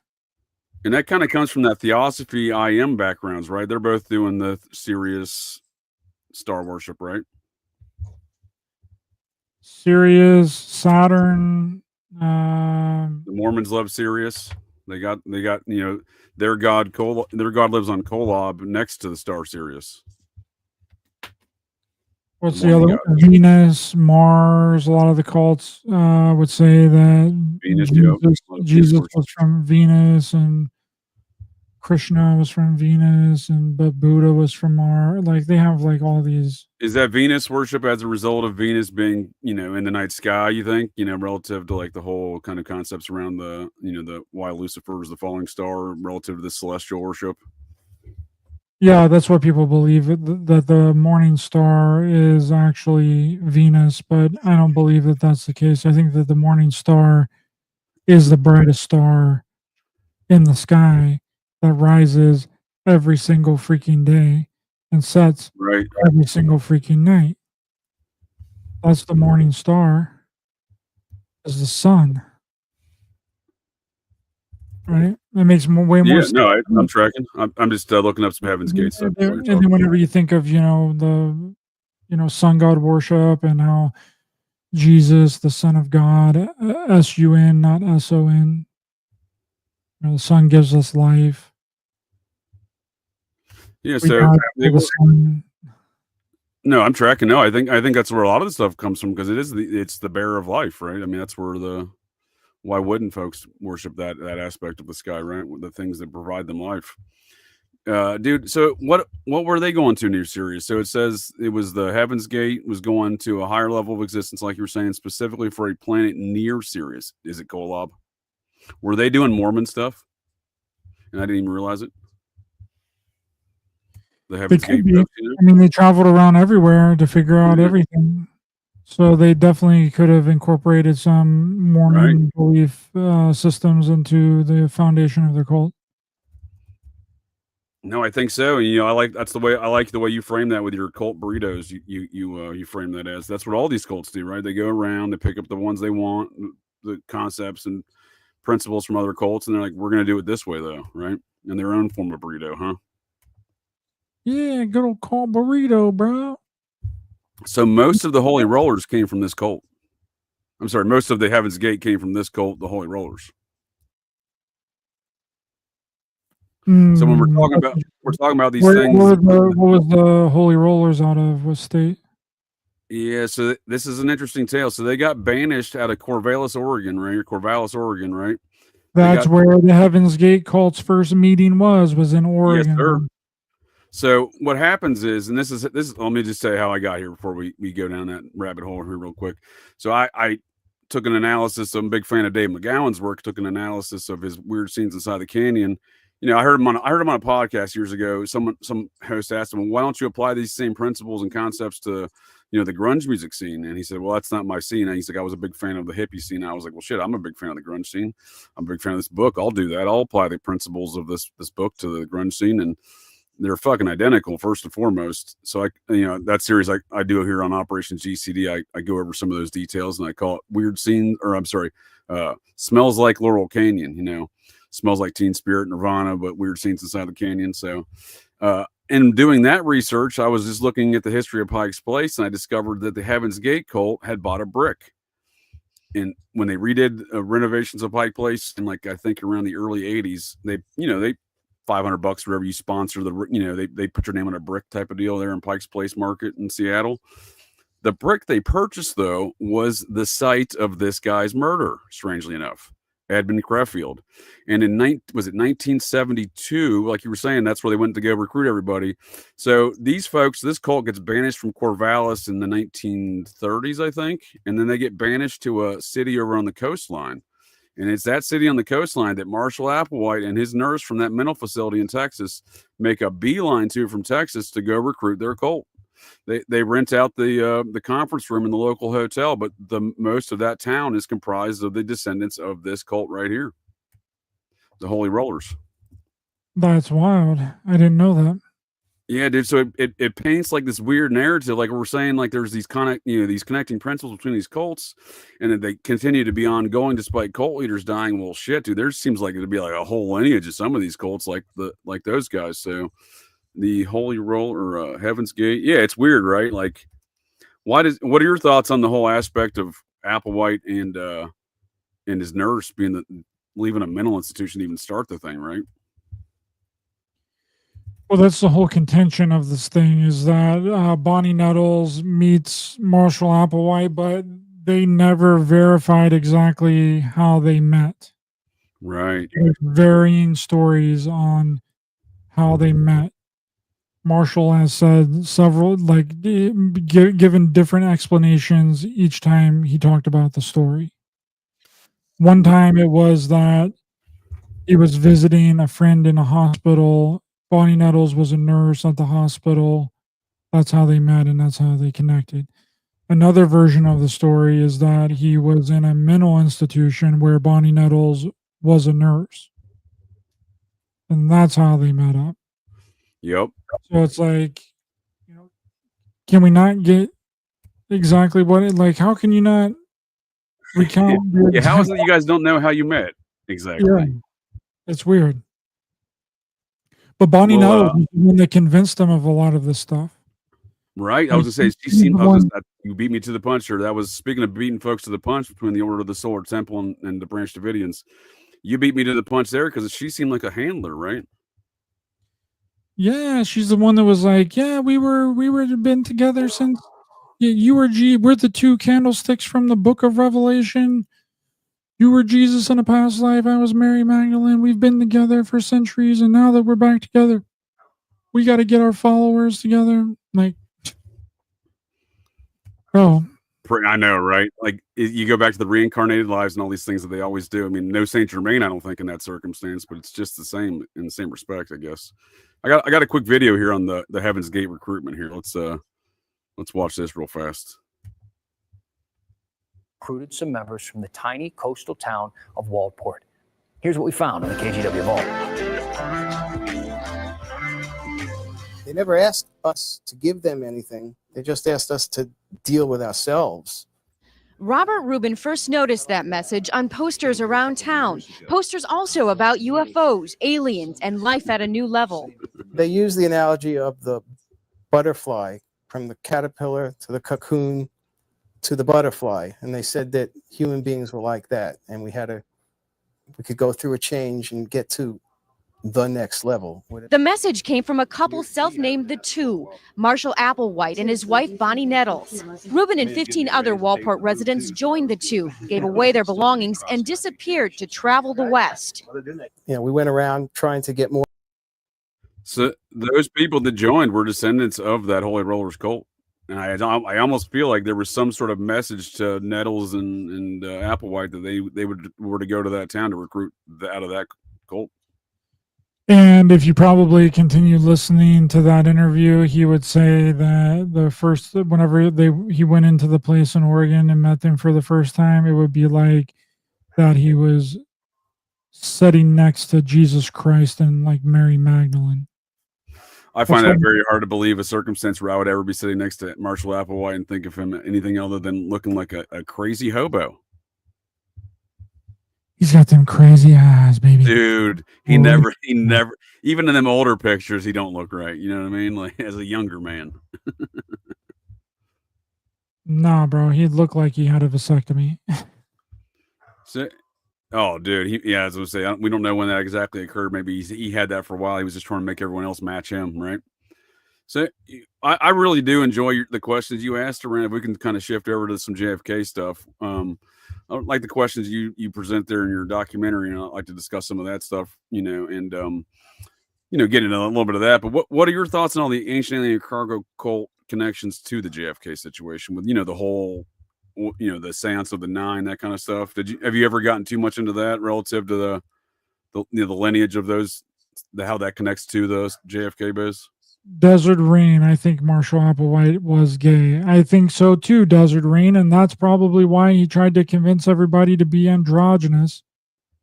All wear the same thing, have the women cut their hair short, men cut their beards, because he was ashamed of being gay. He didn't want to come out and say, oh, guess what, guys? I'm gay, so I'm going to make you all conform to everything that... I mean... what he was having his followers doing is kind of what has played out in the past 10 years. In reality. As far as the eunuchs and the transitionings I think a lot of that goes back to cargo cult ideals. I think you bring up a good point, because you look at a lot of this transgender business seems to be wholly adopted in the neo-process theologies, which I would argue is another ancient alien cargo cult, not simply as it's an offshoot of Scientology, or part of Scientology for that matter. But Yeah. they embrace the whole trans business, right? It seems to be going hand in hand. It does. I mean, that seems to be like the whole thing. And then when you look at the way that they were all, and he also renamed all the people too. He gave them different names. He combined the first 3 or 4 letters of their name with Odie. So your name, if you were in the Heaven's Gate cult, would be J. Odie. Mine Right. would be Ryody. Lucy in the I chat. get a new name in the cult. You got to get a haircut, and you got to get a new name. These are your simple cult rules, right? That's basic stuff, right? And what do we want to do now? We want to rename ourselves. Right? Right. We want to rename ourselves. We want to make ourselves different genders. Right. It's almost like the Heaven's Gate cult was a giant experiment. Like a field test, right? You know what I mean? Like you're gonna roll out a new product, you got to field test that product, right? Or multiple field tests across various different markets. See what I'm saying with the Order of the Solar Temple situation too, right? Like if McDonald's wants to roll out a new menu item, they put one in like, they got an East Coast market they test in. They got the East Side Midwest to Columbus. They got the West Side Midwest to Kansas City, and I think the San Diego market is what they're a large West Coast market for test beds for just like fast food stuff, for example, right? I'm saying is they got a test market for this stuff too, right? Maybe it's San Diego, maybe it's French, with Quebec, maybe it's over in France land and then Switzerland. You know what I mean? They got to diversify their portfolios, if you will. But then when you look at like Jim Jones as well, you can find tons of connections there between Jim Jones and the CIA, and that being a giant There you go. CIA operation to mind control people. For sure. Yeah, these things go hand in hand. I think they're often described sometimes even by, I'm sure yourself and myself here, but they often get described separately, but I think there are many respects the same. Same with this comment there by your favorite uncle. Thank you, sir. Trans ideology to Baphomet worship as well. So this is a major figure in the neo-process movement, or was Genesis P.O.R.H. there. And as we're saying, not even just transgenderism, the elimination of gender, this androgynous nature, but he went ahead and got some breast implants. I don't think he lopped his dick off, at least not by any public declaration, like when Bruce Jenner was offended when Barbara Walters asked him if he chopped his dick off. I don't think there was any incident like that with old Genesis here, but nonetheless, the Satanic Temple appears to be a processing offshoot, and by their own accords and their own statements and their own websites, process.org being one of them, the P-scope being other evidence of that. But it is them that they use they've used the Baphomet symbol as their their main logo, and I think that is once again another representation of what we're seeing with Genesis P.O.R.H. there, and the same ideals and concepts that we see permeating through a lot of these ancient alien cargo cults since Heaven's Gate, since the test market, right? Then we see that carried out into the Love is One cult as well, where it's almost identically to the Heaven's Gate cult, but it's just one individual, like where she's like, whenever I die, I'm going to ascend into the 5th dimension. I am God reincarnated. I am that I am. Right. There's these ideas too. Jay. What's that? I said, I am as I am, JJ. Well, these ideas, they do have a very, again, speaking of the marketing, the psychological operations, I do think these are well orchestrated and crafted things. There was a comment there about none of these cults being organic. I agree with that. These are frameworks and playbooks. The reason we can compare these things is because there's a framework, there's a psychological operation and a playbook that is being played out here that they know is successful, and why change the recipe, right? Yeah, if it works, it works. Right. Continue to do it.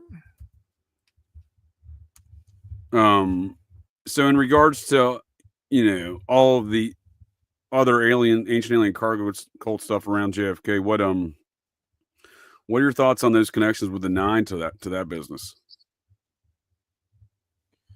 You're talking about the what do they call not the Order of 9, but the Council of 9? Yeah, that seance that went on in Maine in 1952 and connects to the Ruth Payne Forbes situation, right, with the Bell helicopters, and Ruth Payne, who's putting up Lee Harvey Oswald's wife, right, connects to that through her, through the Paynes there. Ruth Payne Young, wife of Arthur Young. Her Ruth Payne was her stepdaughter-in-law. Well, I know that supposedly JFK was taking LSD at the White House with Mary Pinchot Meyer, right?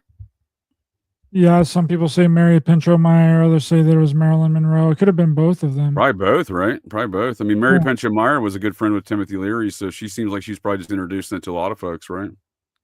And was married to the head of the CIA, Cord Meyer. Yes, sir. But here in your documentary, you present evidence that we don't really know what went down there at Dealey Plaza. As far as we don't even know that the JFK died, from all appearances, right? Yeah, there's a splice in the Zapruder film where right before the limousine goes behind the Stemmons Freeway sign, there's I believe 5 frames missing from the Zapruder film. In JFKX, we see that there's something on the side of JFK's face. Whenever it emerges from behind the Stemmons Freeway sign, there's something that's like glistening on his cheek that wasn't there before. And whenever it goes off, the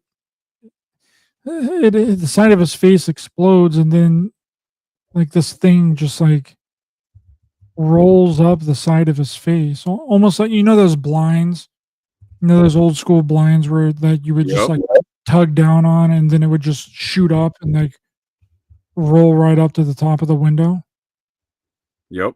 That's what it looks like on the side of JFK's face. It's just like a bad effect, right? Like a bad special effect, right? Yeah, it just like, rolls up the time, but not now, right? Like not under the scrutiny you all did with the film, right? Putting it through the, you know, the processes you all put it through to scrutinize it. And it's glistening and it's shining in the sunlight. The autopsy photos do not show a shot to the side of the head. It shows a shot to the back of the head and the back. So the autopsy photos don't even line up with what we see in the Zapruder film. Right, they don't comport whatsoever, do they? And then and that obviously is one huge red flag. But then on top of this, the comparative evidence like that, I thought some of the some of the telling evidence y'all presented was the use of like some blood squibs or something there going on, right? Well, then you also had a Dallas police officer named J.D. Tippit that was murdered that day, supposedly by Oswald. Why do I keep getting balloons whenever I do a thumbs up or like? Dude, the Chinese digital spy balloons, dude, they're after you. Bro, they're trying to get me with these balloons. Do it again. Let me give the air quotes. Peace. Give me the balloons again. StreamYard. But there was a person named J.D. Tippit that was murdered on the day that supposedly JFK was shot and assassinated, right? Yeah. That looks almost identical to JFK. And he was shot in the exact same places that is shown in JFK's autopsy photo. Yep. In the back of the head and in the back. Yeah, and the story of his murder is super questionable, right? And J.D. Tippit is a spitting image of JFK. He almost looks identical to JFK. He looks so similar. Oh, yeah, dude, look at that. To JFK that his nickname on the Dallas police force was JFK. And it's my understanding David Ferry was an individual fitting the description of David Ferry was seen holding a gun, firing the last 2 shots into that man while he's laid on the ground. And that murder of the police officer was what Oswald was arrested for. Yep. Was the murder. Ferry knew all. Ferry was a private plane, had a private plane and was suspected to be in Dallas that day based upon the investigation of Jim Garrison. So it starts to get real question. I mean, you bring a lot of good elements into some to my opinion, you guys brought some good elements in my brain hole to fill in some gaps that I had questions about. Again, when you read a witness statement, you know just as well as I do, David Ferry's a very distinctive looking individual. You know what I mean? Read a witness statement that describes David Ferry to a T as the guy that murdered Tippett. Well, this makes sense. This makes sense. What's going on here? It's a full frame job. Exactly. And if you know how rituals work, you know that an element of the ritual has to be real. Right. Like you can't just fake an entire ritual, right?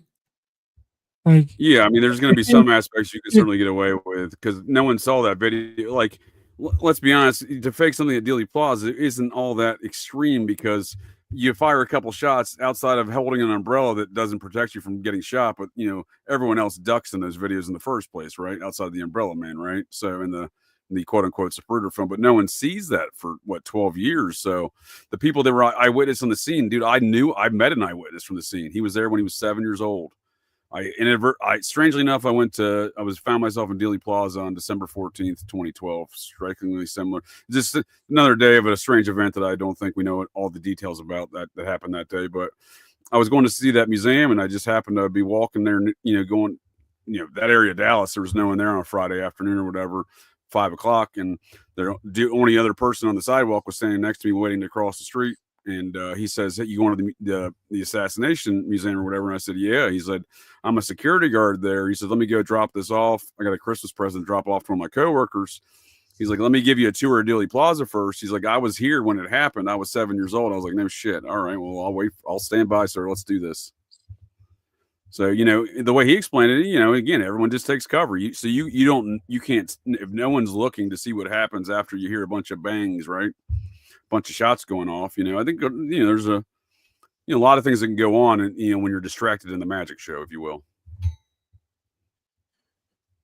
So if you look at like how ritual magic works, right? They have to do something that's real. Okay, so they have this police officer named, well, his nickname was JFK because he looked strikingly similar to JFK. Okay, shockingly similar. With this picture right here specifically, from a distance, you would not be able to determine that's not JFK. I mean, he looks like a Kennedy, Exactly. So, Kennedy jawline. In order to pull off the operation, in order, to get away with this occult style, you would have to kill somebody for real. Okay. And we are talking a very ritualistic event, right? Because this is the Freemasonic site, right? You kill the guy that's nicknamed JFK. I see what you're saying with the there's a deeper esoteric aspect to that. Then you give the perception that it was the president. Okay, and the site that it occurs on is very ritualistic, right? JJ, you technically did kill. No, that is the magic. There's the balloons. There's my magic. That's the magic that they were. You produce a body for autopsy that has the appearance, right? So that is the convincing aspects, right? There you go. Was Dealey Plaza the first? Was it the first Masonic lodge, or there was some deep history to it there with Masons in Dealey Plaza? Yeah, there's Freemasonic lodges all over there. It's on the 33rd parallel, like Dealey Plaza, that road down Dealey Plaza. They have a giant obelisk there now. Yeah, bro. It's just all covered in occult ritualistic. Yeah, I think it was the site of the first Masonic lodge in Texas, or at least the first one in Dallas, at least, right? So it does have some deeper, like that site has some, some deeper ritualistic aspects. So you're familiar with the King Kill 33 stuff, with these kind of deeper, esoteric, ritualistic aspects of the whole thing. Of the who? Of the whole event, right? The whole JFK thing, where James Shelby Downard wrote this whole essay about how there was this whole Masonic ritual with all these Freemasons, including Zapruder. You know what I mean, on this Dealey Plaza Freemason site, right? With the three tramps being rolled out as the the three men that I guess kill Solomon or whatever.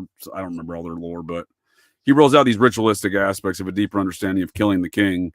And, and I used to, when I first considered those things, I was like, all right, I'm willing to believe these things. But the other thing is, with considering those aspects, is the person doesn't have to die, because like you're saying, it's a magic show. If you're convincing the person that Kennedy died, you're still playing out this ritual, right? This mass psychodrama to And convince the public. And this is going to get really spiritual, but that's how they also like get away with any kind of spiritual karmic repercussions. Sure. You're saying that this is an act of trying to not implicate themselves for liability, to cheat the system, to use a backdoor. I think it is interesting also that Marilyn Manson would later name a song "King Kill 33" presumably after this here essay that I'm referring to. But this essay, I think, describes this deeper ritualistic aspect that many folks who operate within these ancient alien cargo cults, and I would argue these Masonic organizations are no different with their worship of Sirius, etc. These people have a deeper, seemingly large scale ritualistic plans, to perpetrate, to I'm assuming to shift the mindset of society in these large scale psychodramas, right? That's kind of how I look at it, at least. Yeah, and it all really makes sense when you get exactly what was going on in this whole thing. And then they kill Oswald really quickly. Jack Ruby comes out, gets through the entire crowd, gets around the police, shoots Oswald in the stomach. Oswald is conveniently wearing a black sweater that he somehow he switched from having a white shirt on to a black sweater as he was being transferred out of the jail, so that you can't see any blood. No autopsy. There were no photos of Oswald. There was only drawings. There you go. Drawings of Oswald. That's the question I was going to ask you. I'm like, show me the evidence, Ryder. Where's this evidence that Oswald even died? If we're considering, as you point out in your film, the JFK appeared, at least the film as we're showing is not real. The Zapruder film is not an accurate depiction, as you guys point out there in numerous perspectives, that this was been tampered with, and to do so in a manner to convince us that he was shot in the head in these things, in these scenes, right? And in that same regard, we're shown that Oswald, the man comes up to Oswald, Jack Rubenstein, right, from Chicago, right? He comes up and puts a pistol right. The Freemasonic detectives are seen, they're wearing Freemason rings. They're seen almost holding Oswald up, almost like he's trying to get away or something, right? It's very dramatic looking, and he puts the gun into his belly and shoots him, right? But like, how is that? Maybe that's part of the same psychodrama. Maybe that's part of the same false, magic show that we're supposed to believe that he died, right? Did you freeze up, bro? My back? You froze on me, dude. Glitched in the matrix. Did you catch my part where that maybe we're to believe Oswald died, but he didn't, right? So I say that because Oswald's not some, weird communist guy who defected to Cuba, et cetera, et cetera. That David Ferry guy we were talking about before, who Garrison investigated to these matters and fits the description of the guy that murdered Tippett, right? Based on witness descriptions of that incident. He was part of the frame job on Oswald out of New Orleans there, apparently, but he knew Oswald going back to the early 1950s, where he was the squadron commander for Oswald's Civil Air Patrol unit, and fellow future Mena, Arkansas Medellin drug cartel smuggler for Iran-Contra, Barry Seal, was part of that same unit under the command and leadership of one David Ferry. David, I got some fake eyebrows and a wig, Ferry. So I think that's very interesting, because I don't think Oswald comes from nowhere. So Oswald, I would argue, was very probably a member of that same secret society that started America, the Society of the Cincinnati, where it's a modern day. They're the descendants of the Knights Templar, but it's a modern day Knights Templar where George Washington and his officers, the membership gets passed down through the paternal bloodline. So Lee Harvey Oswald's second great grandfather, Joseph Oswald, was a major in the Georgia chapter of the Society of the Cincinnati, it appears. And it seems like, looking at his paternal descendants, that membership would have been passed down through Oswald's grandfather, who was a colonel in the Confederate Army, down to his father, and then onto possibly Oswald. So if that's the case, that's an interesting dynamic. I would consider that, because you got the secret society that started America. You got JFK as a member by virtue of being president. His father-in-law, Jacques Bouvier, is a hereditary member. I would argue possibly of the French chapter, but definitely I've confirmed of the Maryland chapter. So, and his membership likely got passed down to JFK Jr., his only paternal descendant. So that's a different story altogether. But you have JFK, a member of the society. His father-in-law is a member. I'm just saying you have a close orbit of other members there. You have J. Edgar Hoover's a member, right? You have a lot of members that are directly involved in the immediate orbit of this instance that has been so pivotal in American history. And as you all point out, JFKX, we don't know it really happened. So, and then you have Lee Harvey Oswald's probably a hereditary member, right? And he's not just there's a lot of these powerful families that run these membership, or that, a lot of folks are descended from some of the original members that aren't members, right? Because, you got to be a paternal line from the original member. For example, Lee Harvey Oswald's third cousin was Teddy Roosevelt, also descended from that same Major Joseph Oswald of the Georgia chapter. So what I'm suggesting is it's a power dynamic amongst the secret society, who is very close around this orbit of the JFK situation, including JFK himself, his father-in-law, the alleged assassin, the FBI director. You know what I mean? So we do have the Freemasonic ritual aspect of it, but I think there's maybe even some deeper aspects to it. Well, anyway you shake it, Oswald was definitely a patsy. You can clearly see that he doesn't even know that JFK had been shot. He says that he was accused of killing a police officer, and then they took him out. So that and then they no evidence of his interviews, right? No evidence, and then they have Jack Ruby getting a visit. Probably dosed some sort of substance, and then kind of goes West. Little Jolly West, bro. Everybody's favorite doctor, dude. Uncle Jolly's here. Little Jolly gives him a little visit while he was in prison, and then because he does this press interview where we showed in our movie, where he says that no one will ever know the reasons why I shot Oswald, why I did what I did. And then he's asked, are these people in high up places? He says yes. And then they essentially make him go into some kind of psychosis. He's out of his mind. He ends up getting cancer, dies in prison. And then he was like, "Oh, he's going off the walls." He's like, "The fairies made me do all kinds of crazy shit." There's no other explanation than that Jolly West came in and dosed him with some kind of drug so that he wasn't able to say exactly what happened. Right, and then no, I mean, you bring up some great points again. We don't have evidence of his death. His notes. The question there, your favorite uncle, is Thomas Jude Baumler was the attorney out of Guy Bannister's office that incorporated the Process Church. Numerous elements of, I think Jim Garrison was investigating the Process Church. Numerous elements of his investigation, not just Thomas Jude Baumler, were connected to the Process Church, the least of which was Kerry Thornley, one of the primary subjects and associate of David Ferry there. But this intersection of David Ferry and Lee Harvey Oswald, again, is a concept not lost to me, that Oswald was born into something. So Barry Seal, the drug trafficker, right? The Mena, Arkansas guy, famous for the Median drug trafficking. You know what I'm talking about? Well, that's how a foreign spy would act. I mean, there's a lot of evidence of how spies operated, right?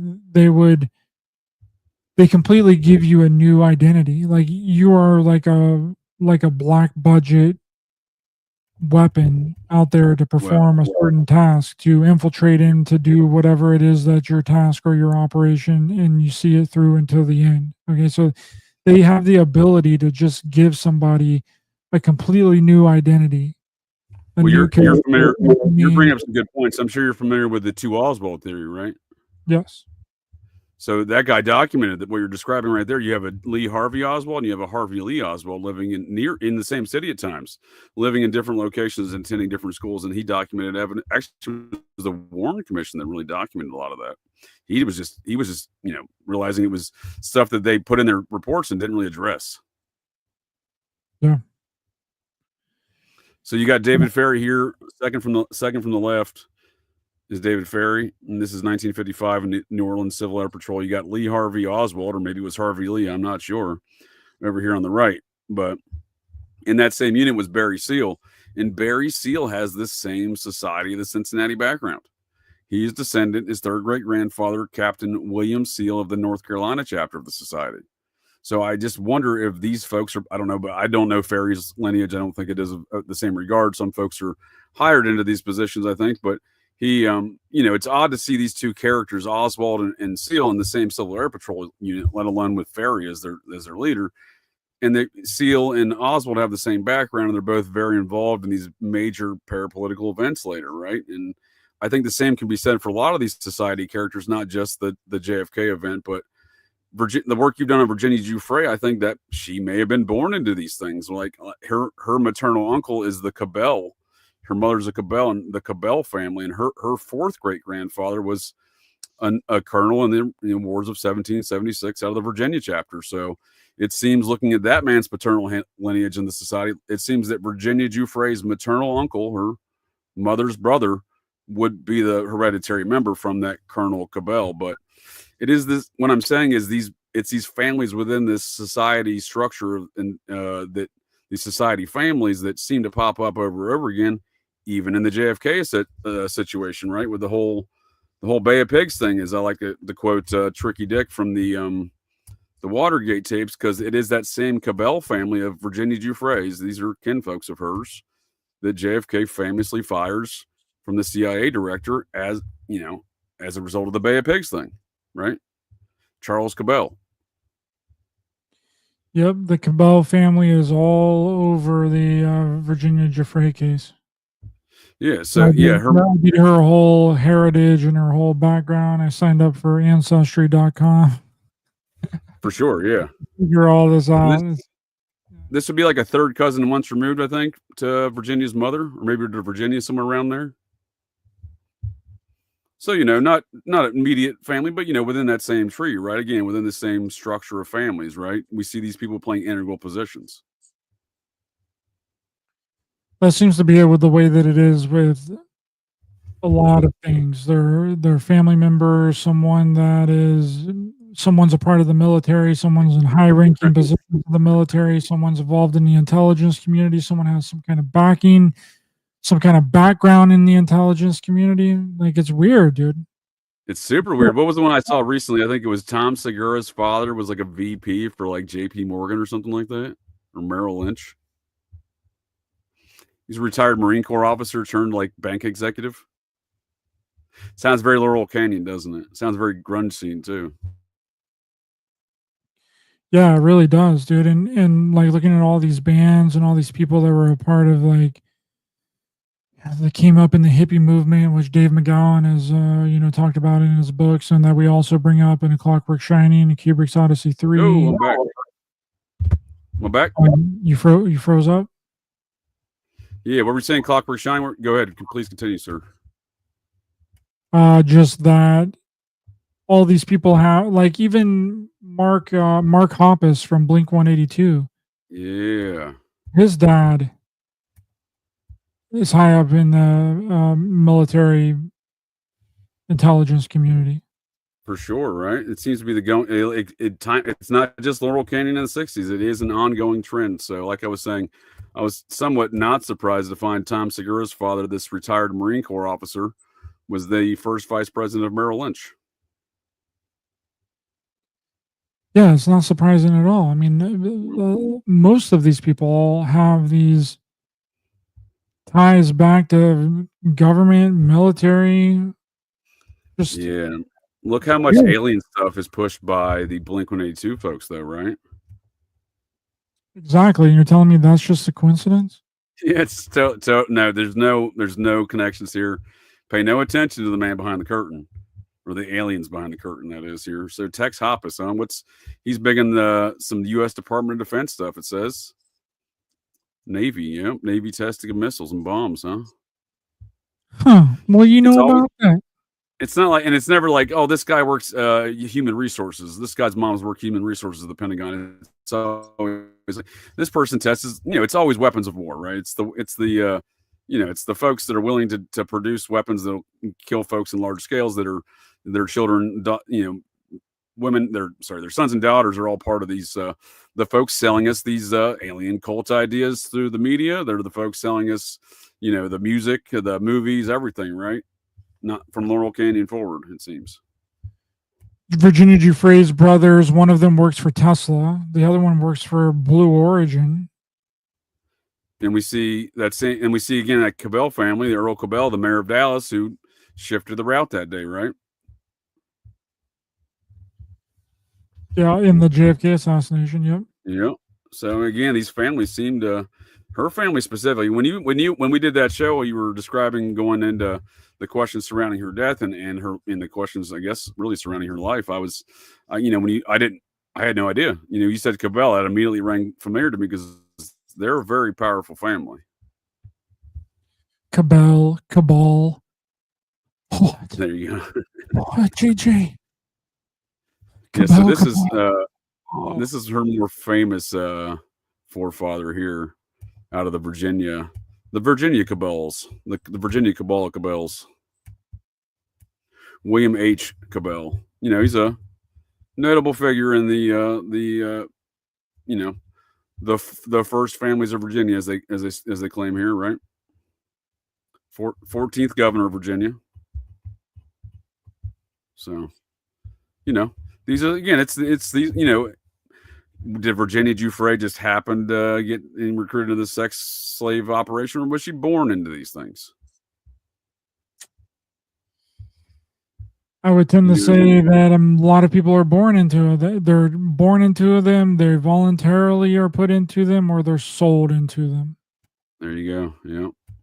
There's a lot to be said. I think there's a lot to be said about that, because it is not one thing, but there, like you said, there's different mechanisms of recruitment, but it is, this generational aspect seems to be the people, they want folks to be, the folks running it have been abused themselves, right? So that's what I'm saying. Like, this generational aspect is the leaders of these operations, in my opinion, are also subjecting their children to it, because their children are going to be leaders in the operation and they were abused themselves. You see what I'm saying? Like, that's the way I kind of view these generational things, right? Absolutely, I agree. So let's look at this picture of old LHO here, Lee Harvey Oswald, and how he's getting murked, right? Where is this bullet? Yeah, you can't see it. Where's any carnage from the bullet? Can't see it because Oswald is wearing a black sweater. I mean, I just, the whole thing, in consideration of the way y'all dissected JFKX, I'd be curious to see if there was those similar fabricated attributes even in what we were shown as the Oswald shooting scene, right? Okay, I'm going to wrap this all up in a tight little neatly packaged box for you guys here before we end out here. Let's bring it in for a landing, sir. I think I think we came full circle on some ancient alien cargo cult stuff. Again, these folks that are behind a lot of these things and the families and whatnot. And I think that I think there's a lot to be said that a lot of this stuff does go back to that JFK, the whole Bay of Pigs thing, as old Tricky Dick said, and the weird ancient alien cargo cult stuff that's wrapped up in the characters around there, especially with the folks that help perpetrate these obvious lies around it, right? And folks are waiting for documents on these things. I'm not sure what they expect to find in those documents, because as you all present there in the film, there's no documents going to solve that equation, whatever went on there, right? It's not going to be any document that says, look, we faked it all, we did a whole film project to show everybody, right? That's not the kind of, they didn't write that down on a piece of paper. The cover stories would be on the piece of paper, not the actual, again, as you all present the fabricated video, and we have no idea what actually occurred there, because I think you all presented that, you and Jay Widener both had pointed out in our first discussion on that matter, when I first considered these things, that JFK could have died the next week or 40 years later. We just don't really know. And for the people that have not been convinced of what we've been talking about for the past hour about this JFK stuff, here is a Vanity Fair article that came out November 19th. I remember this. This is good stuff. Why JFK staged his own murder in a James Bond inspired spy film 2 months before his assassination. Yep. Okay. And this goes into how Jackie Kennedy was a film, like she was very interested in films. She wanted to make films, and then she just wanted to randomly make a fake assassination video of JFK that involved all of the exact same Secret Service agents that were there in Daley Plaza that day. Right. And then they all show up to the house, and Jackie calls them and was like, whenever you pull up to the house, can you pretend that you had just gotten news that JFK had been assassinated? And pretend to come into the house like you're responding to a call to the house that JFK had been assassinated. Okay. And I am going to do you guys a solid. I am going to drop this entire article in the chat here so you guys can all read all about it, because we don't have time this evening to. No, I'll put it in the show notes too. And that's a great article, because I mean, how on the nose is that, right? Like, I mean, what is reality at this point if that, if we're considering these terms, right? These things kind of fundamentally shifted. They shifted my reality to kind of consider these things, right? And their evidence exists that again, to indicate that not only do we not know what happened, that it seems like it was all pretty well planned out, right? It won't let me share a link because I'm not a moderator on your stuff, but I just dropped it. If you pop it in the back, yeah, I'll pop it in there. Drop it in the private chat here, but I encourage everybody to read that article. And what it reads like to me is that Jackie filming this fake assassination of JFK 2 months before the real, did I get the balloons? The real assassination was a test run. Okay. No, and I like that idea. In order to get away with it, they realized that they had to do it publicly. Sure. In order to convince everybody that it was real, they had to do it publicly. What the interesting part about that to me is that Jackie was a photographer. That's how she met JFK. And her godfather helps frame Oswald in this official storyline. George de Mohrenschildt was known as Uncle George to her since I think age 7. And he's supposed to be the CIA guy that helps frame Oswald, right? Well, there's a lot more to that story. If he's been Uncle Jackie or Uncle, George to Jackie Bouvier since age 7. Again, Jackie Bouvier's father was at least the hereditary member through the Maryland chapter of the society, and likely also a member from the French chapter, the Bouviers, back to an Admiral Bouvier of the Revolution. So, yes, sir. A lot to be considered there. Yep, just read that. JJ just dropped it. Dropped the link to the article in the chat there. Just click on that bad boy, read it up, and see what we've been talking about for the past hour here. And I'll make sure it gets in the show notes, folks, too. It's a great article. When you showed it to me in the previous discussion, I was like, it's just too on the nose, man. It's just too, because again, she's already a photographer, so she's already going to, you're already having an expert in how to properly shoot the whole situation internally to the whole project. And what better way to do it than do a test run with the same Secret Service agents that were involved that same day, Paul Landis. It's too on the nose, man. It's just way too on the nose. Yep. All right, Ryder, sir, I appreciate the conversation as always. I always enjoy when we get in some ancient alien cargo cult matters and whatnot, and these secret societies that perpetrate these ideals. Do you have any closing thoughts or statements on tonight's conversation, or any plugs you'd like to offer? Just if people are interested in finding out more about my work, I do 2 shows a week on Monday and Fridays. I've already done a show today with Julia from the Cosmic Peach. So this is my 2nd show. Yeah.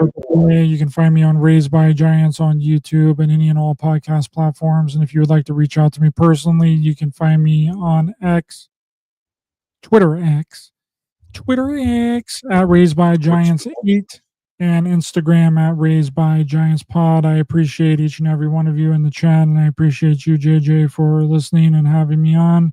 And also, if you'd like to check out my documentaries, JFKX on Amazon Prime and Tubi, and A Clockwork Shining also on Amazon Prime and Tubi. Thank you guys very much. Really appreciate it, and have a good night.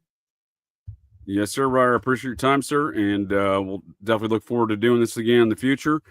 And I don't know if you've how much you get into serial killers, but folks of the interwebs, I got one real barn burner coming up on Sundays here, Operation GCD Sundays, the case of Edward Wayne Edwards, the serial killer you have never heard of. And I would argue the most diabolical man I've ever heard of. And I came face to face with a different serial killer. And this guy's far more scarier, this Edward Wayne Edwards fella. So definitely check that one out. And I'll put Ryder's links in the show notes, and for your films and your podcast, like you're saying. And I think you bring some great questions to the table, sir. And I always enjoy these conversations and learn something new every time. So appreciate your time, and look forward to doing this again sometime, Ryder. Thank you, sir. Appreciate you. And folks of the interwebs, thank you for your time, and catch you next time. Well, that's it. That's the show here, folks.